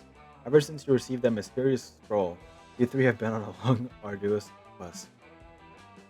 You've solved countless puzzles, followed clue after clue, prepped your inventory, and now you're finally here.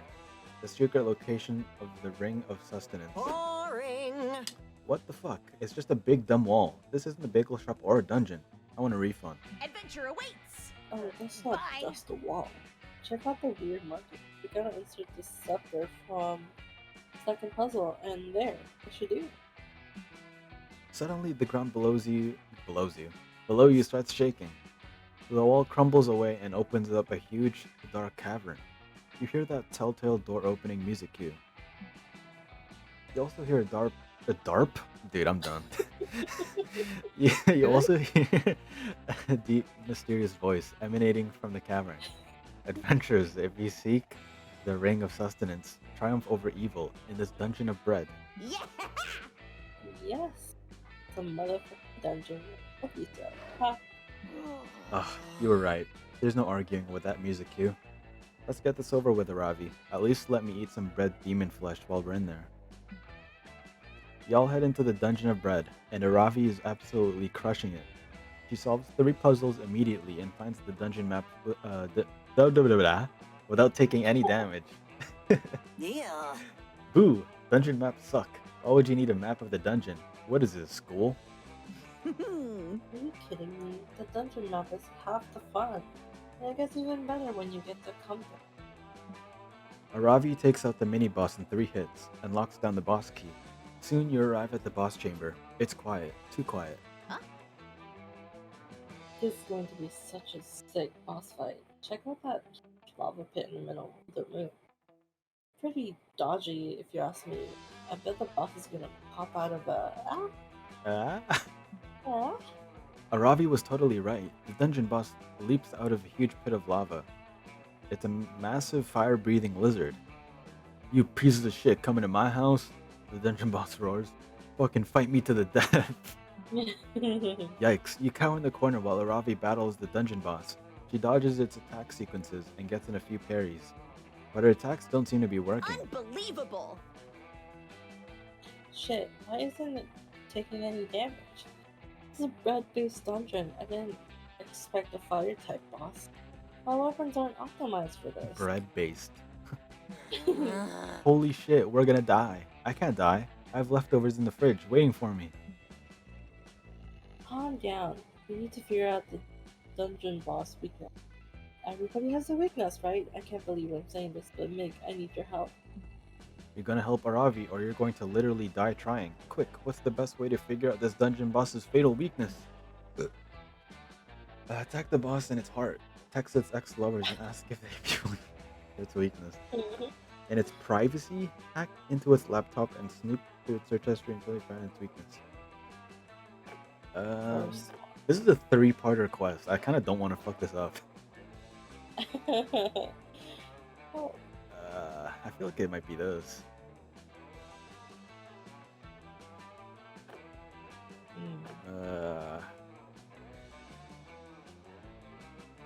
It does sound obvious though. It could be this, I feel like. You don't know how to hack. Yeah, that's what I was saying. Like, I don't know. What if I fuck up the hack? I thought I'll just do this one. Yep. Do it. It's like, oh, that's you. Psychological warfare getting to the dungeon bosses. Deep pass relief. Damn, Mig, you're kind of ruthless, huh? You whip out your phone. After a few minutes of internet stalking, you find the dungeon boss's Facebook profile. You check out its profile pictures. Looks like the boss used to date a warlock named Gerard. You send Gerard a friend request and DM him, asking if he'll tell you the dungeon boss's weak points. Gerard texts you back right away. He says, "I'll tell you everything. Dungeon boss was the worst boif of all time. Anything I can do to hurt that fire lizard, like he hurt me." Overall, the dungeon boss is way too defensive. It took months of steady, continuous, exclusive dating for him to lower his guard around me. I had to date the dungeon boss for a full year before he even showed me the weak point underneath his impenetrable scales. I'm still bitter about our breakup, to be quite honest. Barf. Sounds awful, but I've never lost a boss fight. I'm not going to start today. I'll do whatever it takes. Ravi, no! It's not worth it. Listen up, lizard face. I'm your new girlfriend from now on. And I'm going to slowly and painstakingly win your trust through loving and committed relationship. No, did this backfire on me? Can we just fucking watch TV? Oh, good. Are we seriously going to hang out in this fucking lava chamber for a year? Can't we just give up and watch TV, please? Let's begin with a series of casual dates, like the movies or mini golf. But if you're incapable of leaving this lava pit, I'll make us a romantic picnic. I fucked up. The dungeon boss roars and agrees to start dating Aravi. Damn it. Damn. You had a huge crush on Aravi, but this fire lizard is way cooler than you. Oh no. No. You leave the dungeon totally heartbroken. Aravi's gonna find that weak point and murder the shit out of that dungeon boss. But still, it hurts to see her in a serious relationship with someone that's not you. Damn it. You didn't plunder any loot from the dungeon, but you did get some lava burns on your skull. You lose 3 smarts. Ouch. Damn it. Rejected before the last day. I know. Wait, the game froze again. Yeah. One by one, they'll all join my harem. Oh, I don't really have a good choice. Is it your turn? It's my turn. None of them.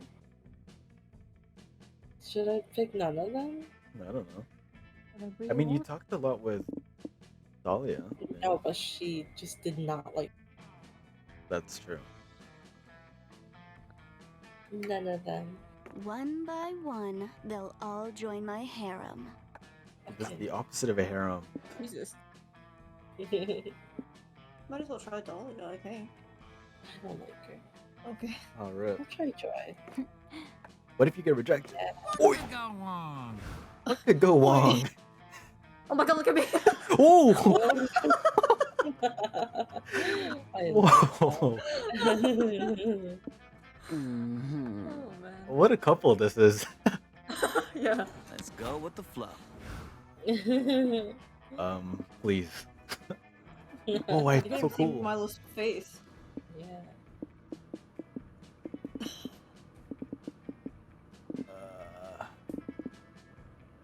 Please. Please, come on, I'm so cool.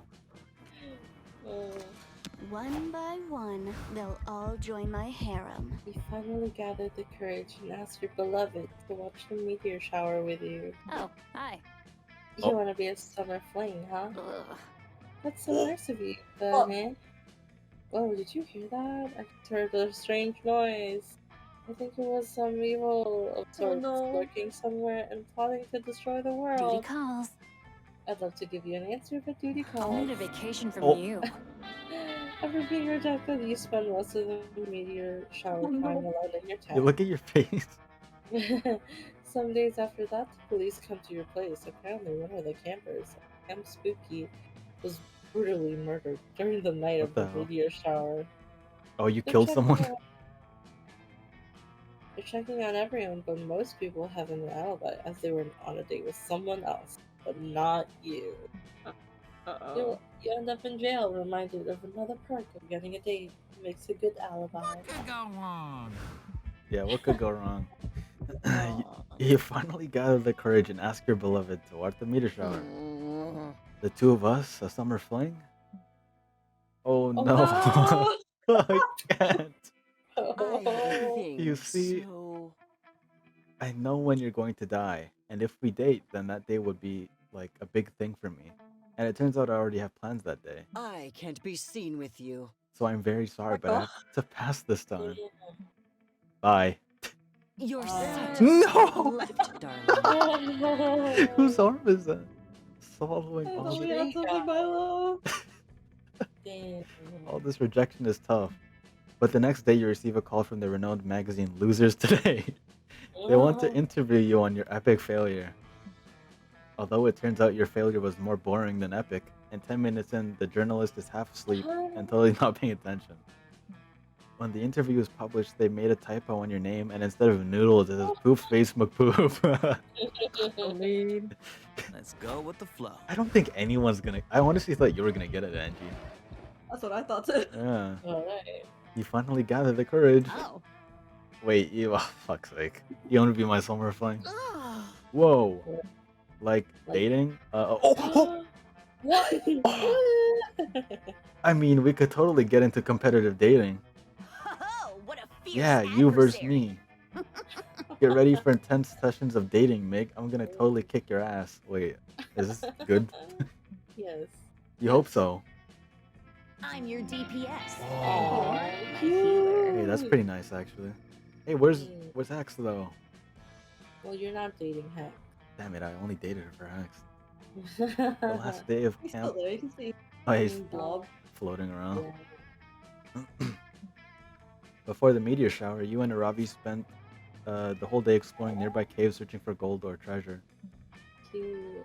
You fought lots of super dangerous creatures, and at a dramatic moment when a killer mind flare had you in its clutches, Aravi swooped in to save you. Hex filmed the whole thing and put it on TikTok. Now the whole world knows you as Aravi's damsel in distress, and you're okay with that. Oh, cute. Oh, what happened? New What do you special mean? stuff. Oh, okay. Yeah. Secret endings? None. Damn.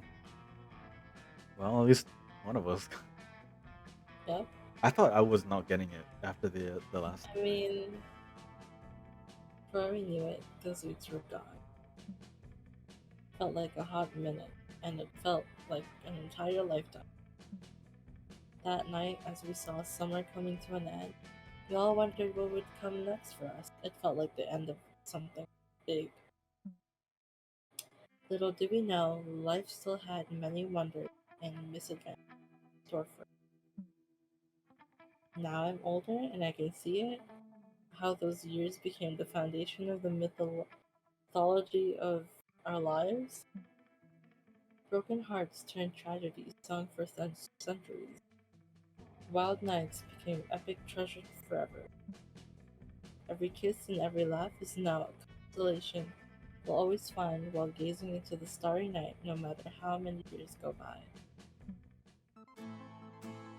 Damn. Even to Is this a song? I think so. But I have streamer mode on, so I think it's just okay. the instrumental. I see. Oh, They should make a show of this. Yeah. I it's feel good like it art. would be good.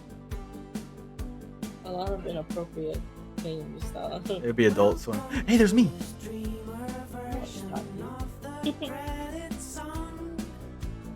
What's animated? They've never had like animated stuff.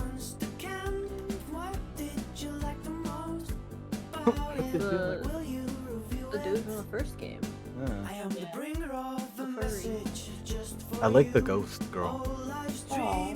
Oh, are they a thing? Oh, they're both undead. Damn you, Milo. What a heartbreaker. Fucking asked me for a romantic stargazing thing. Yeah. Piggy. Holy shit. Oh, it's the Grudge girl. Aw. What a badge.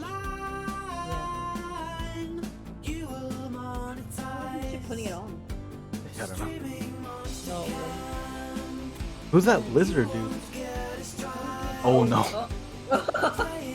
Oh, there's the coach.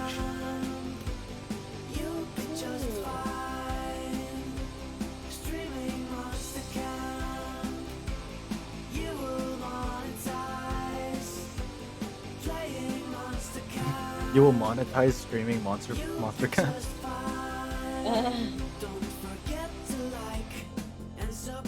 What? Notification bell.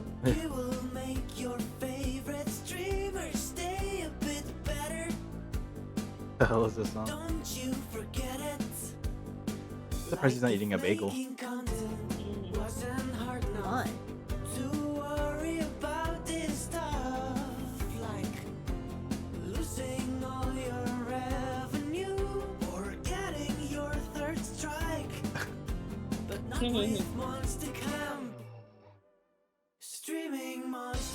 I want to hear the actual version.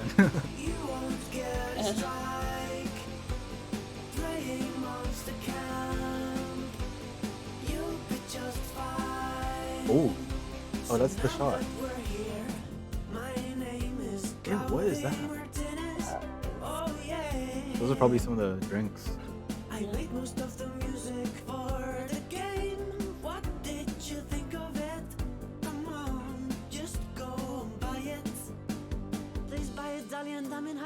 Writing songs for Pentagram and they won't let me go until we sell 1 million copies. Streaming Monster Camp. You won't get a strike. Playing Monster Camp. You'll be just fine. Say goodbye to the streamer version of the credit song. And remember, streaming Monster Camp. You'll be just fine. Cute. That was fun. That was a lot longer than 90 minutes. Yeah, I was about to say. I think it's because we were reading. Probably. Maybe. Ko-Fi beats? Coffee? What's this? Oh. Oh, this spoilers, hey. That wasn't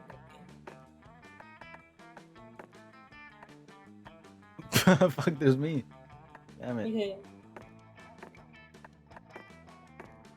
Oh, hey, Oh. okay. It's not.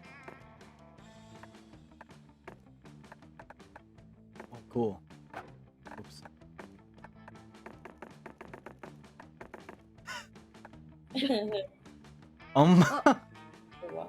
What's that? These are cool. Drinks. Ooh, how many? 14 pages. Wow. Wait, what? 14 pages of that? Oh shit. Oh my god. Wow, there's so many characters. I click on the Minotaur. Oh no. Yeah. Where is he? There he Right is. there.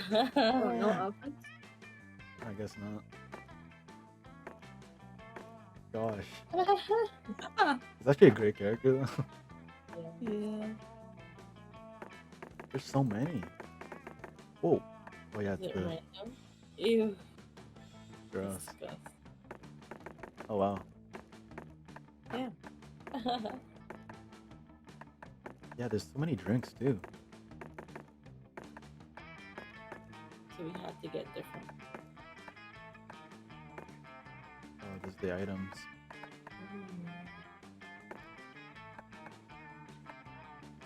Which those items Wait, you what? would do?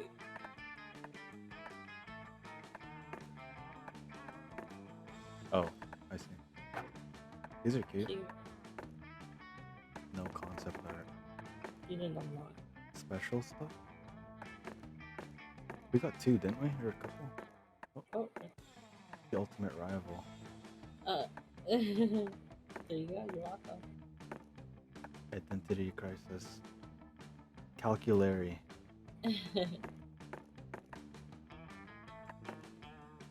Oh my god. Jesus Christ. It, Confiscated Milo. I don't know what that means. like Oh, the phone. Instagram. Or not Instagram. So you succeeded one time. Guess there's a second way to win, maybe? You have to do it twice. Very anime. Very anime workout. Where's But the... some of this is spoilery. Oh, true. Not reading everything. Run away. Oh. The ending. A lot. Probably one. Or two for each character, right? Plus the side, or like the secret characters. Yeah. So we got 400, damn.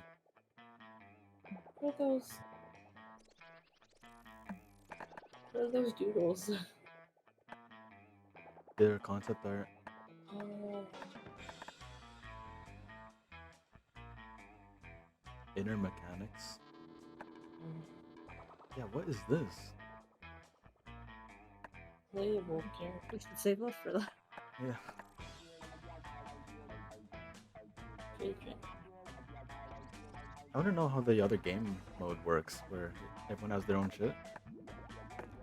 We could probably do it because me and Angie have controllers. True.